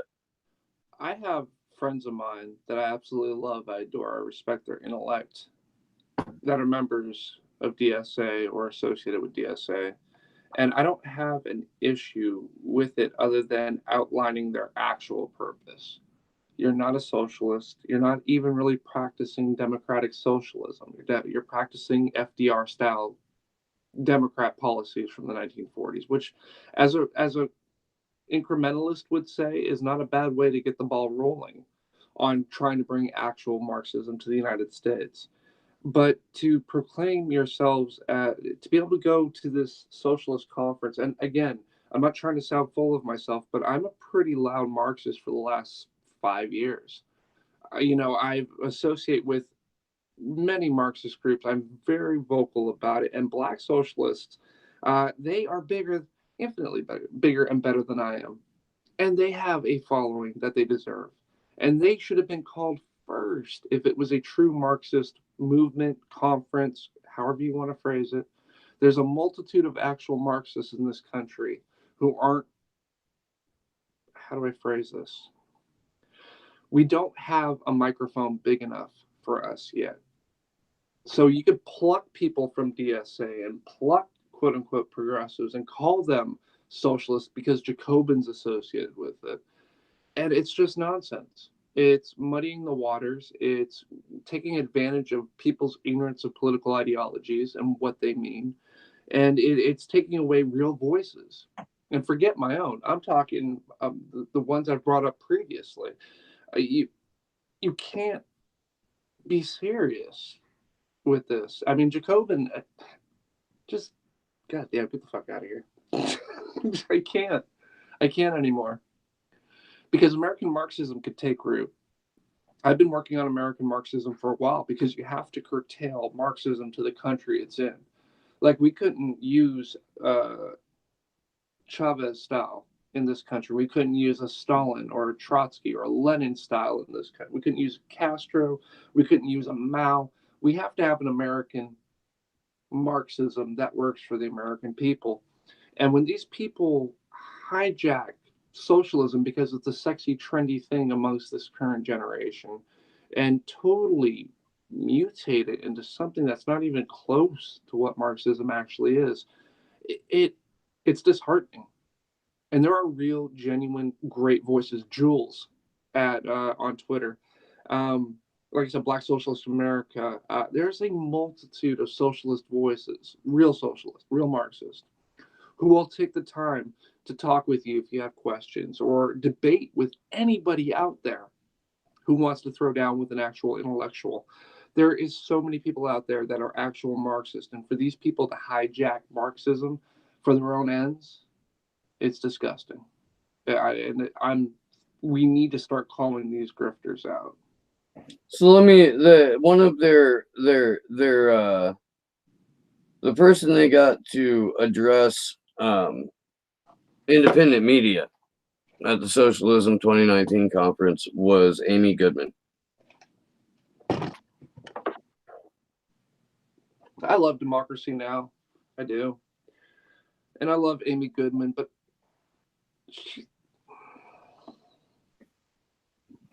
so I mean, if that gives you an idea of where they were headed for that show,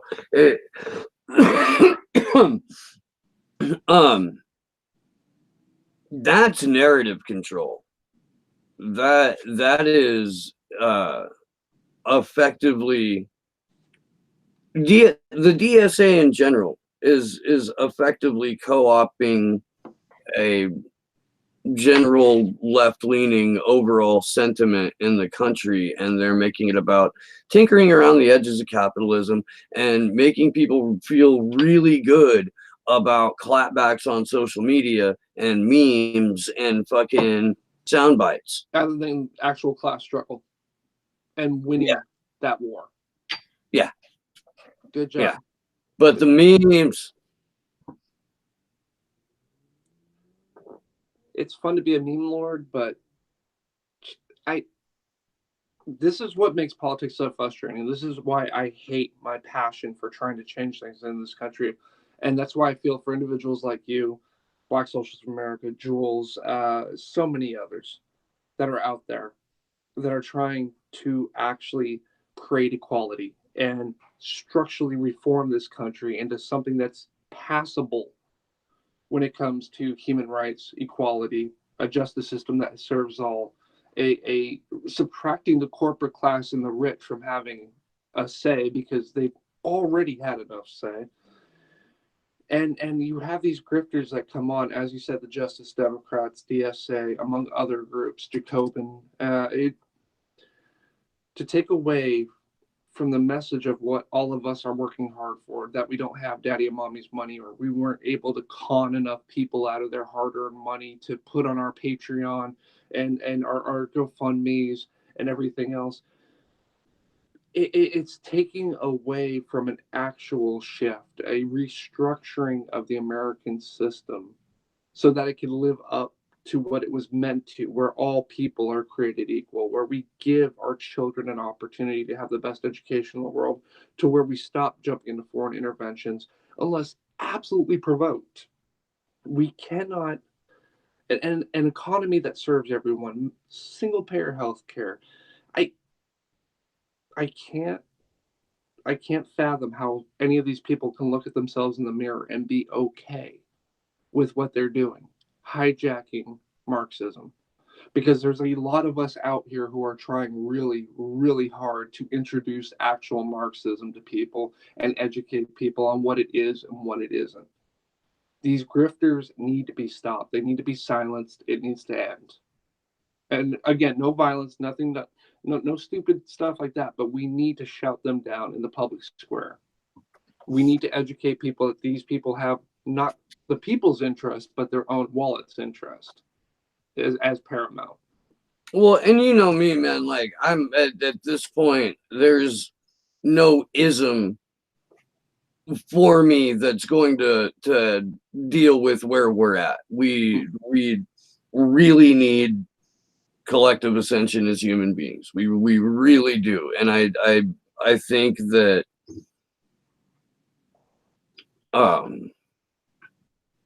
more anarchistic, but going a Marxist direction is probably the only step that will get us there.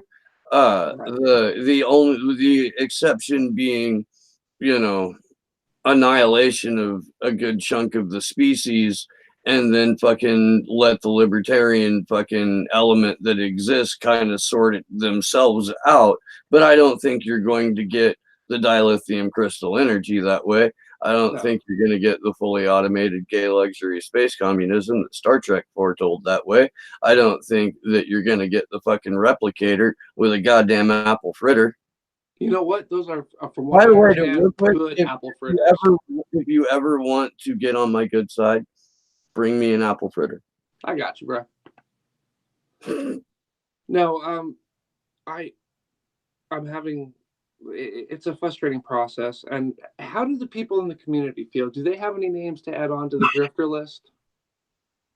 Pardon? Does anybody out in there that in watching this right now have any names to add to the grifter list? Oh yeah, okay. Well, let's run with that. If you're hanging out in the chat crew right now, and there are people that you believe are deliberately posing as independent or left media, either for the coin or on orders, by all means, shout them out. You know how Patreon people, like, at the end of their videos put up the list of people who contributed to their Patreon? I think we should have a grifter list that we do at the end of every show, and we add on from the audience names. We add on names. We throw that up there and let people know every single time we do this show.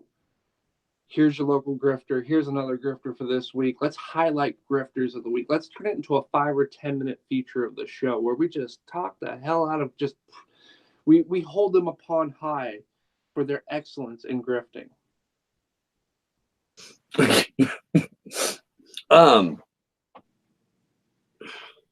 How do you? Where okay? So in my mind, you absolutely put Sam Cedar and his show in that column. I mean, fuck, dude, the Young Turks, their affiliates. You've gotta know when you're giving the Young Turks money to promote you that you're hitching your wagon to a disingenuous organization that is essentially fucking MSNBC with swear words on its best day. Yeah. There's no argument.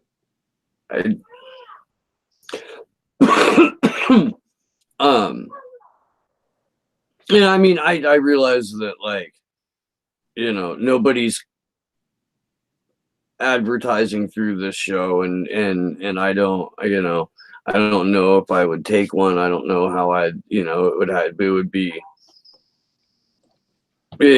weird. I don't know. I had somebody approach me. Well, I've had several people over the last couple of years approach me about talking about branding myself.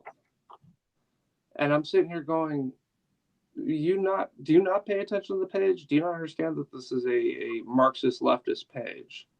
How could anybody take me seriously in this world if I quote unquote branded myself? I could have gone the way of begging for Patreon dollars. I could have gone the way of begging for GoFundMe and other crowdsourcing techniques. I could have gone that route several times. I could have taken an advertisement. I could have gone on YouTube. I got off YouTube. I didn't even bother getting involved with YouTube for several reasons. One being the biggest is that it counts on advertising dollars, and I understand that's the platform we're currently on. I'm just telling my own story.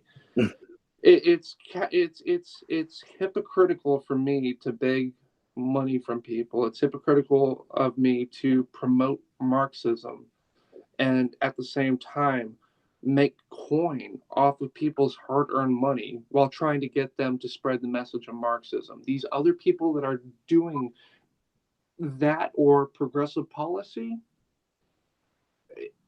I don't know how they could just look at themselves in the mirror and be like, I'm an okay person. I'm super. This is awesome. This is okay. This is acceptable. Okay, well, look, then you've got, you know, because they made a decision to make a career out of this right now, a career. They have, it's what they're doing. I think most of them for full-time work. It's not like I think even Nico House still has a waiter job. Right. You know, I'm a driver for Greyhound. You've got 2-3 jobs. We got 17 job, man. We work for a living while doing this. We're not making, ladies and gentlemen, we're not making any money off this. We do this for free because we believe this country is under attack. It is under a fascistic thumb. There is inequality in this world. People die from no good reason, from our police forces, from our military strikes, from our immigration, that father and daughter who washed up on the river recently, or two amongst the thousands upon thousands of people looking for a better life in this country that have died in the pursuit of getting here. We have families being separated when it comes to immigration. There's a multitude of issues that people like ourselves who don't make money off this, who aren't looking for wealth and fame and notoriety, all we're looking to do is to wake the masses up.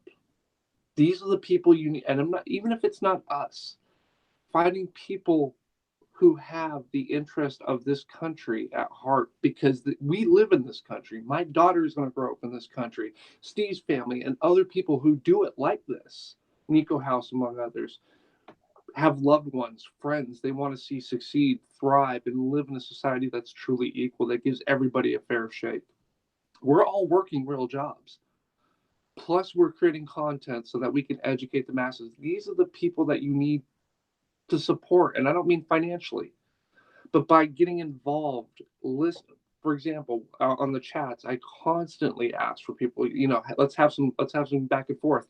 Not because I'm trying to increase numbers, not because we're trying to get ad revenue, not because I'm trying to persuade people to give us their money, but because I want people to understand Marxism, socialism, leftist politics. I want them to understand that they are a force for good in their communities, that there is a way to fight back against the system. Steve and I aren't making any money off this. There are others out there who have to work full-time jobs as well and do this.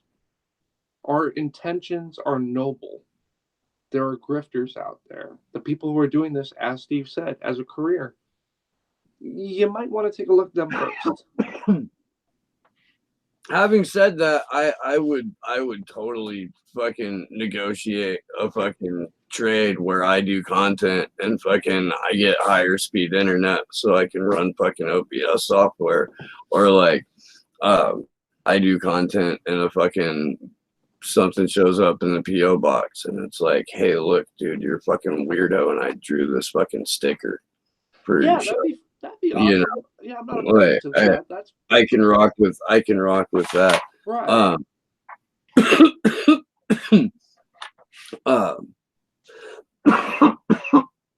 Don't doubt me. It's going to be kind of hard to carry the show by myself, man. Don't do it. Don't do it. No. Timbuktu in the chat brought up Marcos Militsas from the Daily Kos as a grifter, and Marcos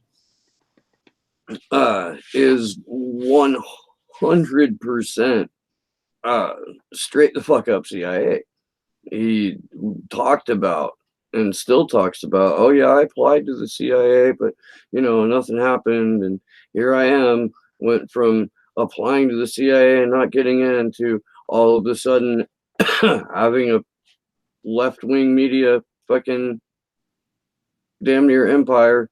Yep. And Cenk Uygur and the Young Turks got really big because Cenk promoted himself on my site day in and day out for years.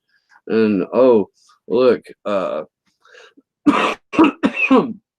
there's all these contributing writers that all happen to be DC political operatives and insiders. Look, we're all purging fucking anybody after this specific date in 2016 from our website that doesn't toe the party line and support Hillary Clinton. Right. That's a great thank you. What was the name of the person who put that in? Timbuktu. Timbuktu. Good looking, man, or gal, or whomever. Good looking. I mean, because I didn't even think De La Coast right off the bat. I was like going for the obvious ones. I went for the low hanging fruit. That's a solid suggestion. We need, like I said, we need to take this list down. We need to create that list. That needs to be at the end of every show. And we have an add-on that week. We need to highlight that person for the special accomplishment that they achieved to be known as a grifter from the people's politics and the effort to help the people. Rachel Maddow is also being called out as a grifter. And I mean, I 100% agree with that. I think that the what does only she make a show? people, pardon? What does she make a show? She makes like some absurd amount 30K per show. for like 30 grand. Yeah, so that right there, when you're making 30 grand a show, I think it's a foregone conclusion that you get the big G status. I'm just saying.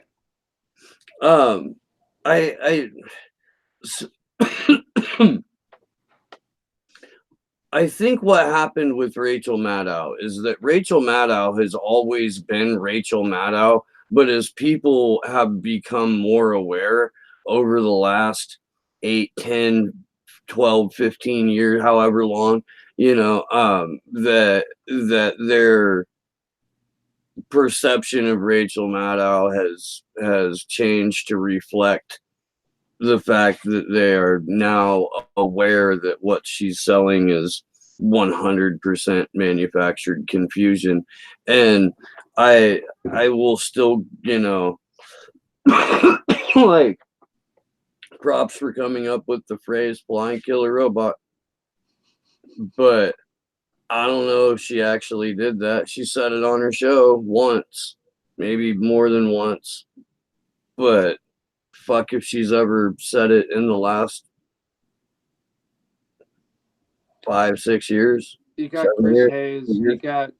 You got all of MSNBC that masquerades as progressive, as just like TYT.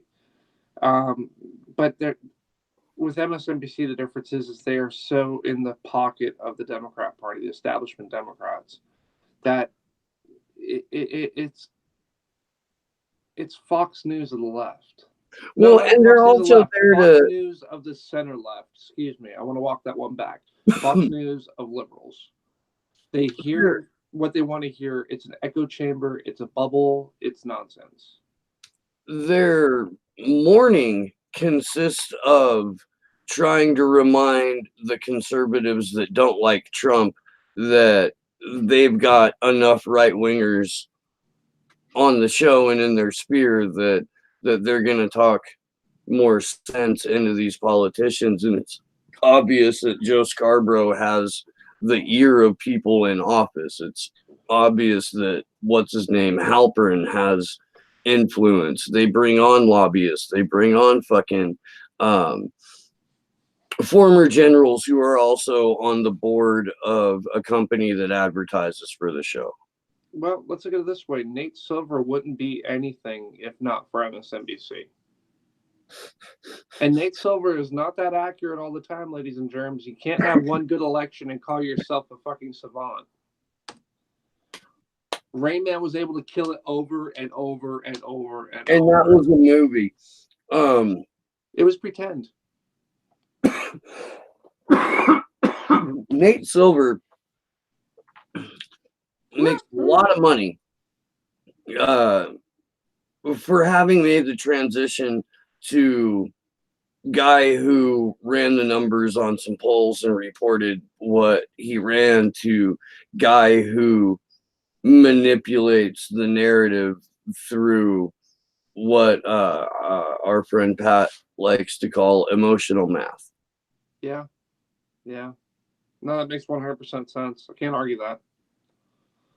I just, at the end of the day, it's one of those things where you have these individuals that are out there that talk a good talk, and they say they believe in creating equality and promoting a fair shot for everyone and education for every child that is second to none, a multitude and pro-environmental, et cetera, et cetera, et cetera. Yet you have a Democrat Party that the leadership currently mocks those that try to, I don't know, go with the Green New Deal, whether you agree with it or not, that tries to go for single payer, that tries to go for $15 minimum, $15 an hour minimum wage increase, and a multitude of other issues where they just deride it, mock, ridicule, and say, not within my lifetime will that happen. As long as I'm leadership, that's not going to happen. And MSNBC promotes and supports these people. And we're supposed to think that MSNBC is great, that Chris Hayes, Rachel Maddow, Joe Scarborough, I'm not sure of his partner's name on that show. I'm trying to go through the long list. Who is the other one? Joy Reid. Joy Reid. There we go. Thank you. MSNBC is no better than Fox News. And Let's be Joe's real. partner is Mika Brzezinski. Thank you. I didn't want to say the name wrong, and I didn't want to misrepresent. And then you have CNN that is so obsessed with giving equal time to fascists than anybody else who is in opposition to the Democrats to look fair. To look fair. Yeah, They're just a because nonsensical network. that's the narrative control. That's the manipulation. Framing a center right party whose primary objective is to be the graveyard for progressive ideals as the left party, and framing a far right fucking space Nazi fucking Stephen Miller is considered as a person in this party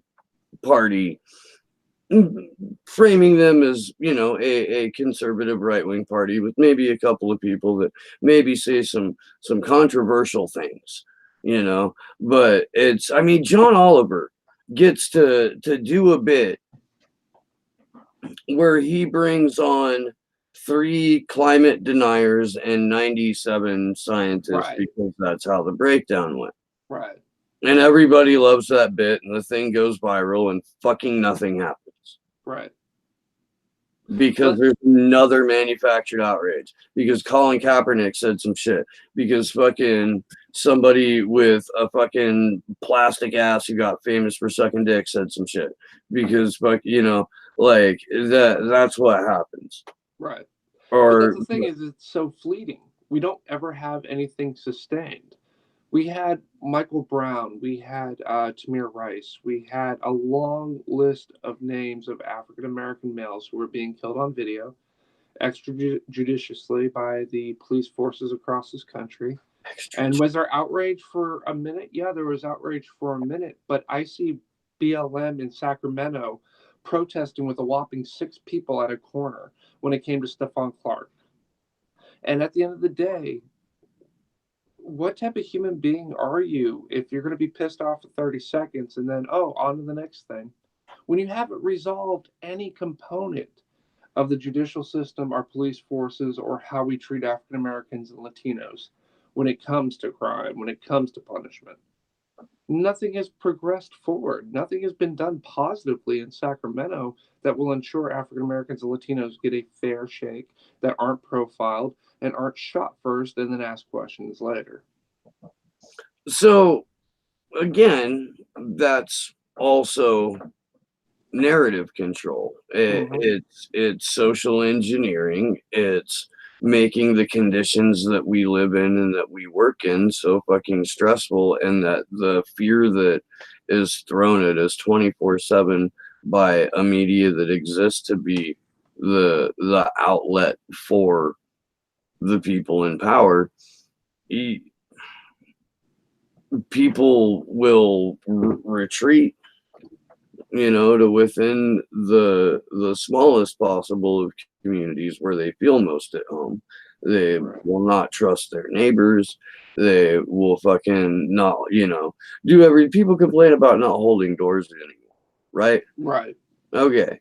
Well, if you're preconditioned to distrust everyone outside of your immediate sphere, you're probably not going to hold some doors. You brought up education, man. Common Core was shit, dude. You know that. No Child Left Behind. Shit. You know that. Fucking whatever it was they taught us was at best incomplete. Shit. Yeah. We're never given a clear picture of even our own history. Right.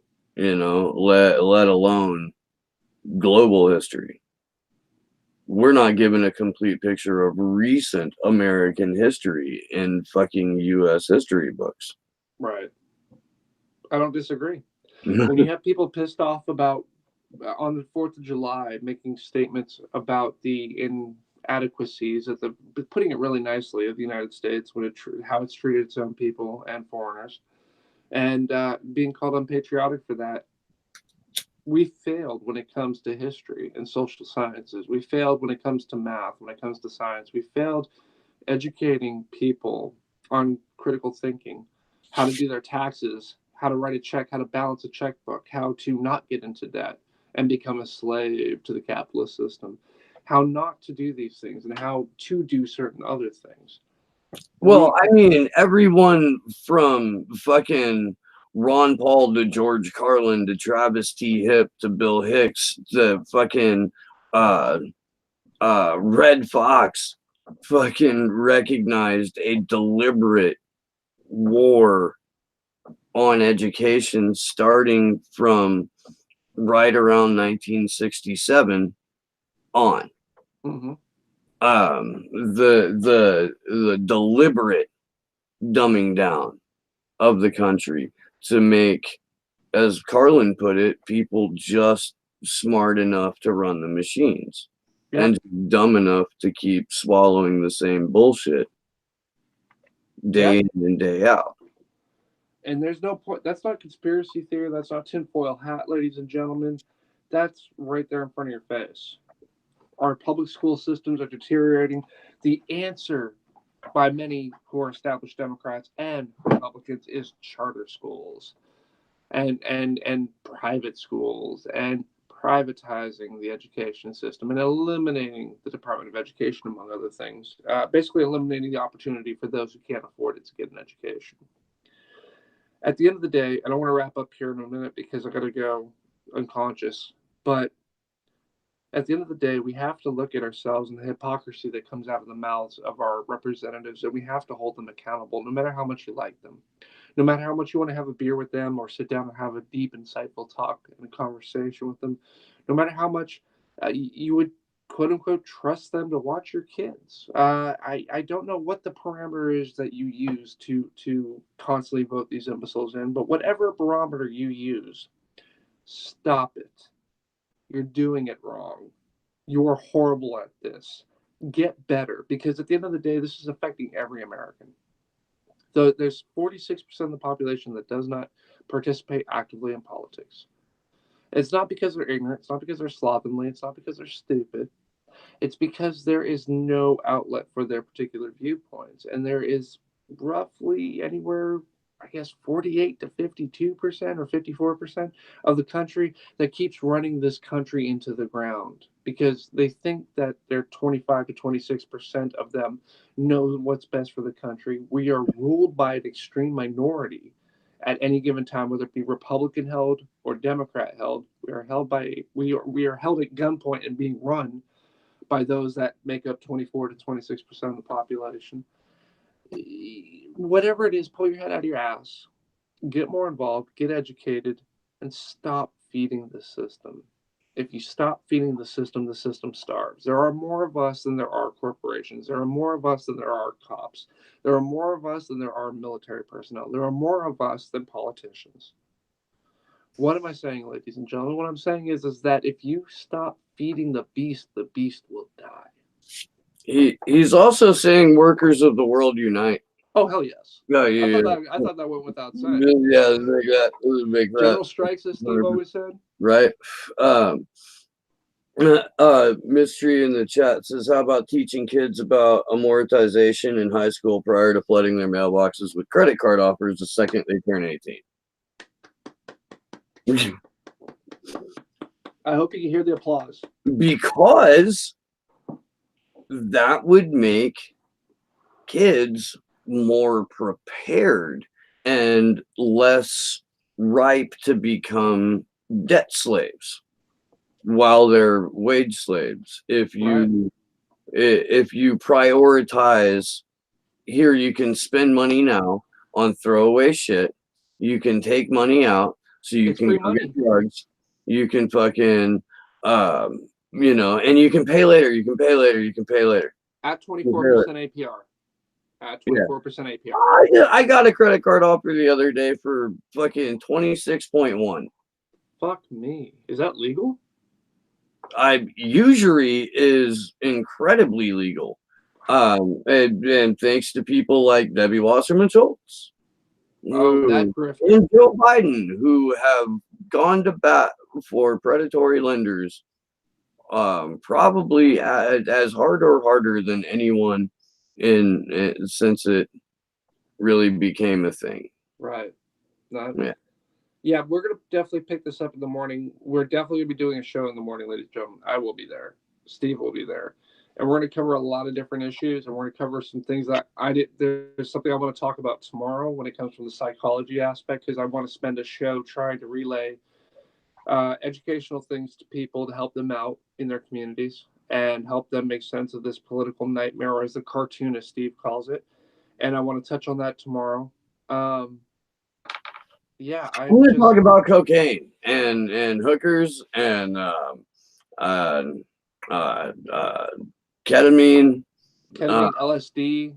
Yeah. I mean, we're gonna do a whole Fear and Loathing Las Vegas thing, man. Let's just. I didn't say it was going to be on all of that. It is not a white. Wouldn't most of it counteract the other? I mean, wouldn't the cocaine?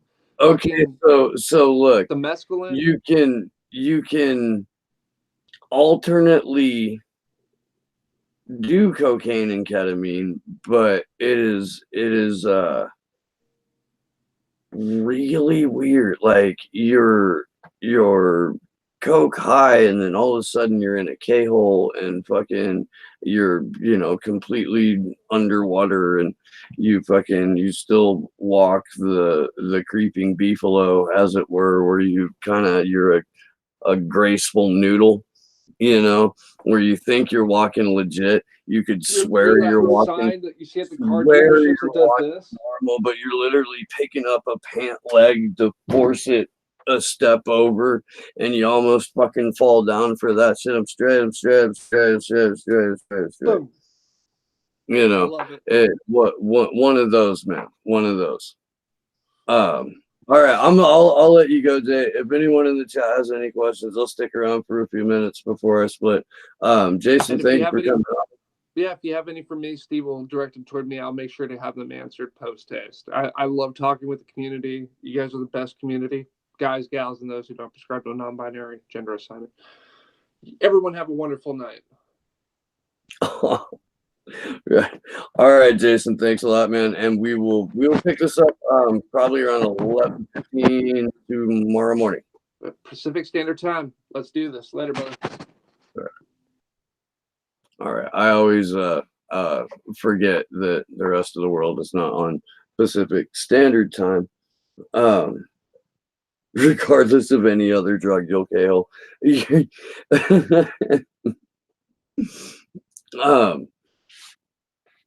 The 90s were a weird time. I'm not gonna go into extreme detail at the end of this show, but there was a lot of ketamine in Bloomington, Indiana, and Indianapolis, Indiana, and several towns that were close to it. Particularly like one winter in the mid 90s. It was as memorable as something like that could be. Yeah. You know what? DMT is all the rage. I don't know these days.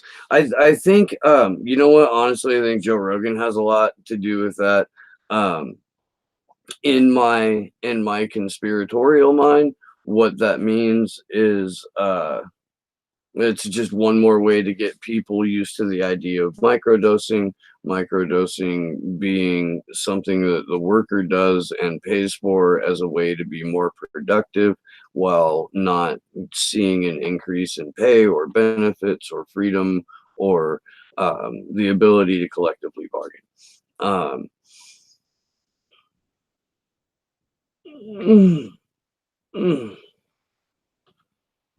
Hey, what's up, Andrew? How you doing, man? And I'm not saying that Joe Rogan is part of some massive conspiracy to get people to microdose. Or am I?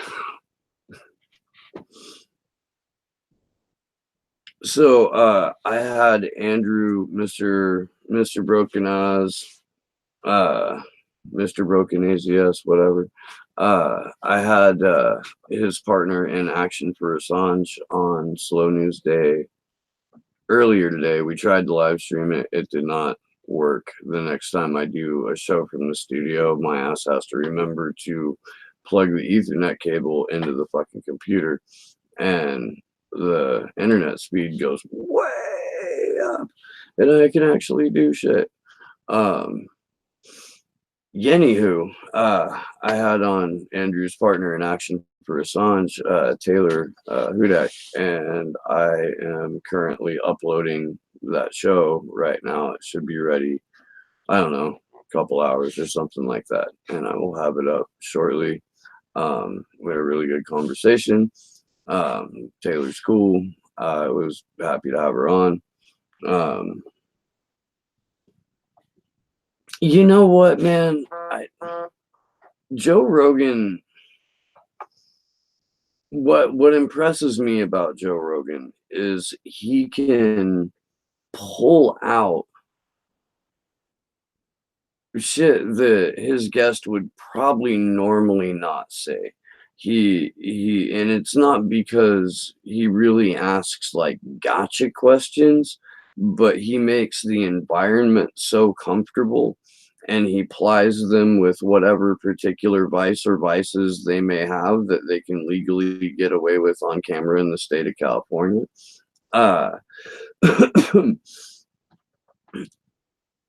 and he over the course of 2 or 3 hours is able to draw out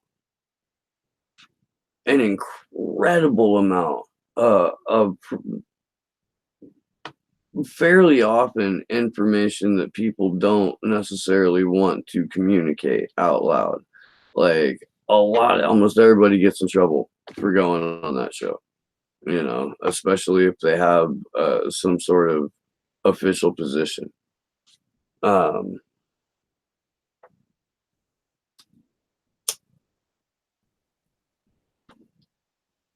He does let people drool propaganda on his show. He totally does do that.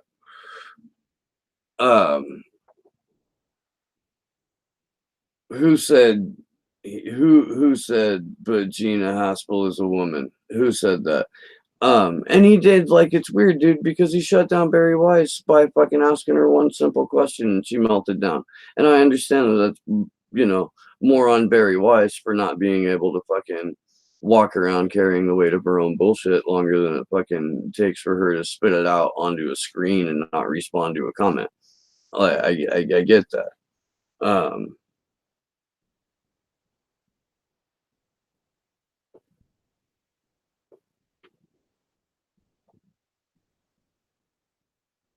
Anyone who has a burning desire to be Mr. Superhuman is not my cup of tea.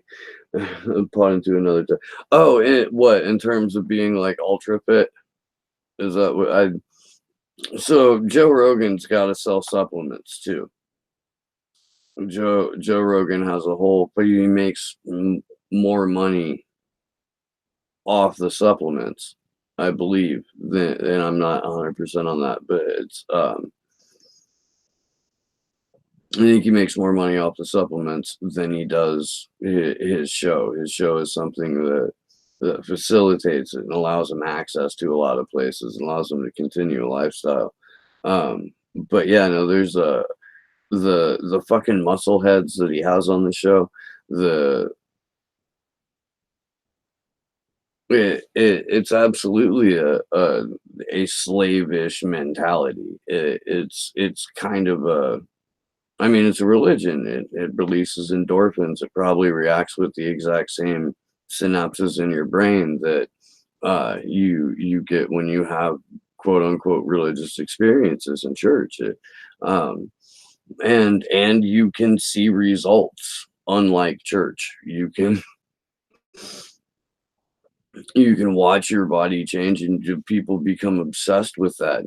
Absolutely, there's people that lose it to sculpting. There's people themselves. There's people that fucking will develop neuroses and disorders compulsively fucking working out.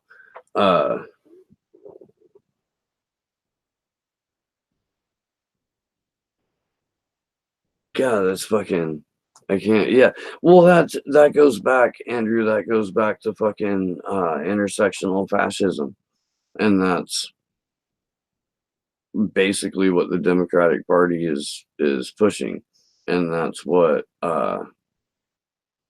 the conscious conservatives, the woke conservatives, are pushing is an intersectional kind of fascism where there's fascists of all different creeds and colors and genders and fucking a myriad different ways to screw over the working poor. And yeah, no, it's 4 out of the 5 largest manufacturers of weapons of war have women CEOs. That's literally killer. Sorry, not sorry. I'm not sorry.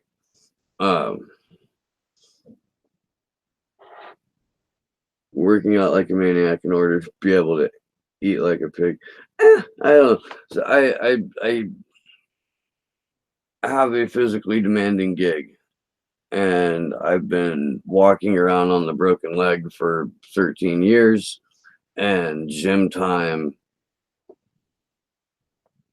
I don't know. I mean, I'm sure it'll have to happen at some point, but not because I've discovered a new religion and I have to go do it every day.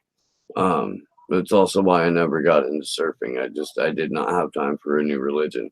Um, I would love for like Graham Elwood to come up through here and do a show in Santa Cruz, and then be able to go surf in Santa Cruz for, a few days.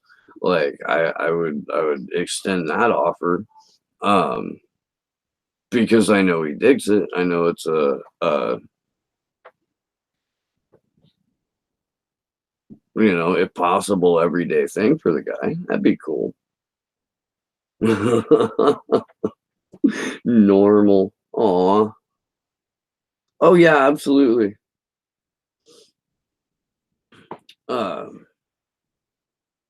If you invested in Raytheon in the 90s, you made a killing by now. Yeah, you're absolutely right. I had a buddy buy a house a couple of years ago, and he was dicking around like, I'm gonna, invest in the stock market, and I'm gonna put some money in this, and like Spotify or whatever, a couple music services, and there's some emerging tech that somebody told him about, and I was like, you buy stock in weapons of war, it's gonna come in handy. He was like, you're a fucking cynical bastard, whatever. It doesn't drop.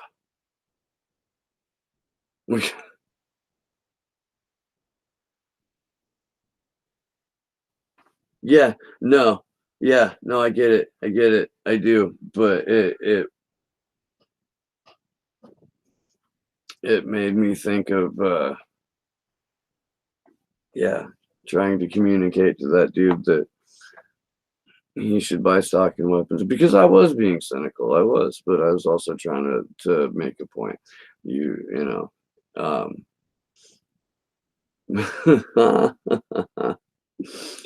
I if you guys haven't noticed by now, my head doesn't necessarily go the direction that the people in the chat are trying to get across, and it's because um, I'm a little off.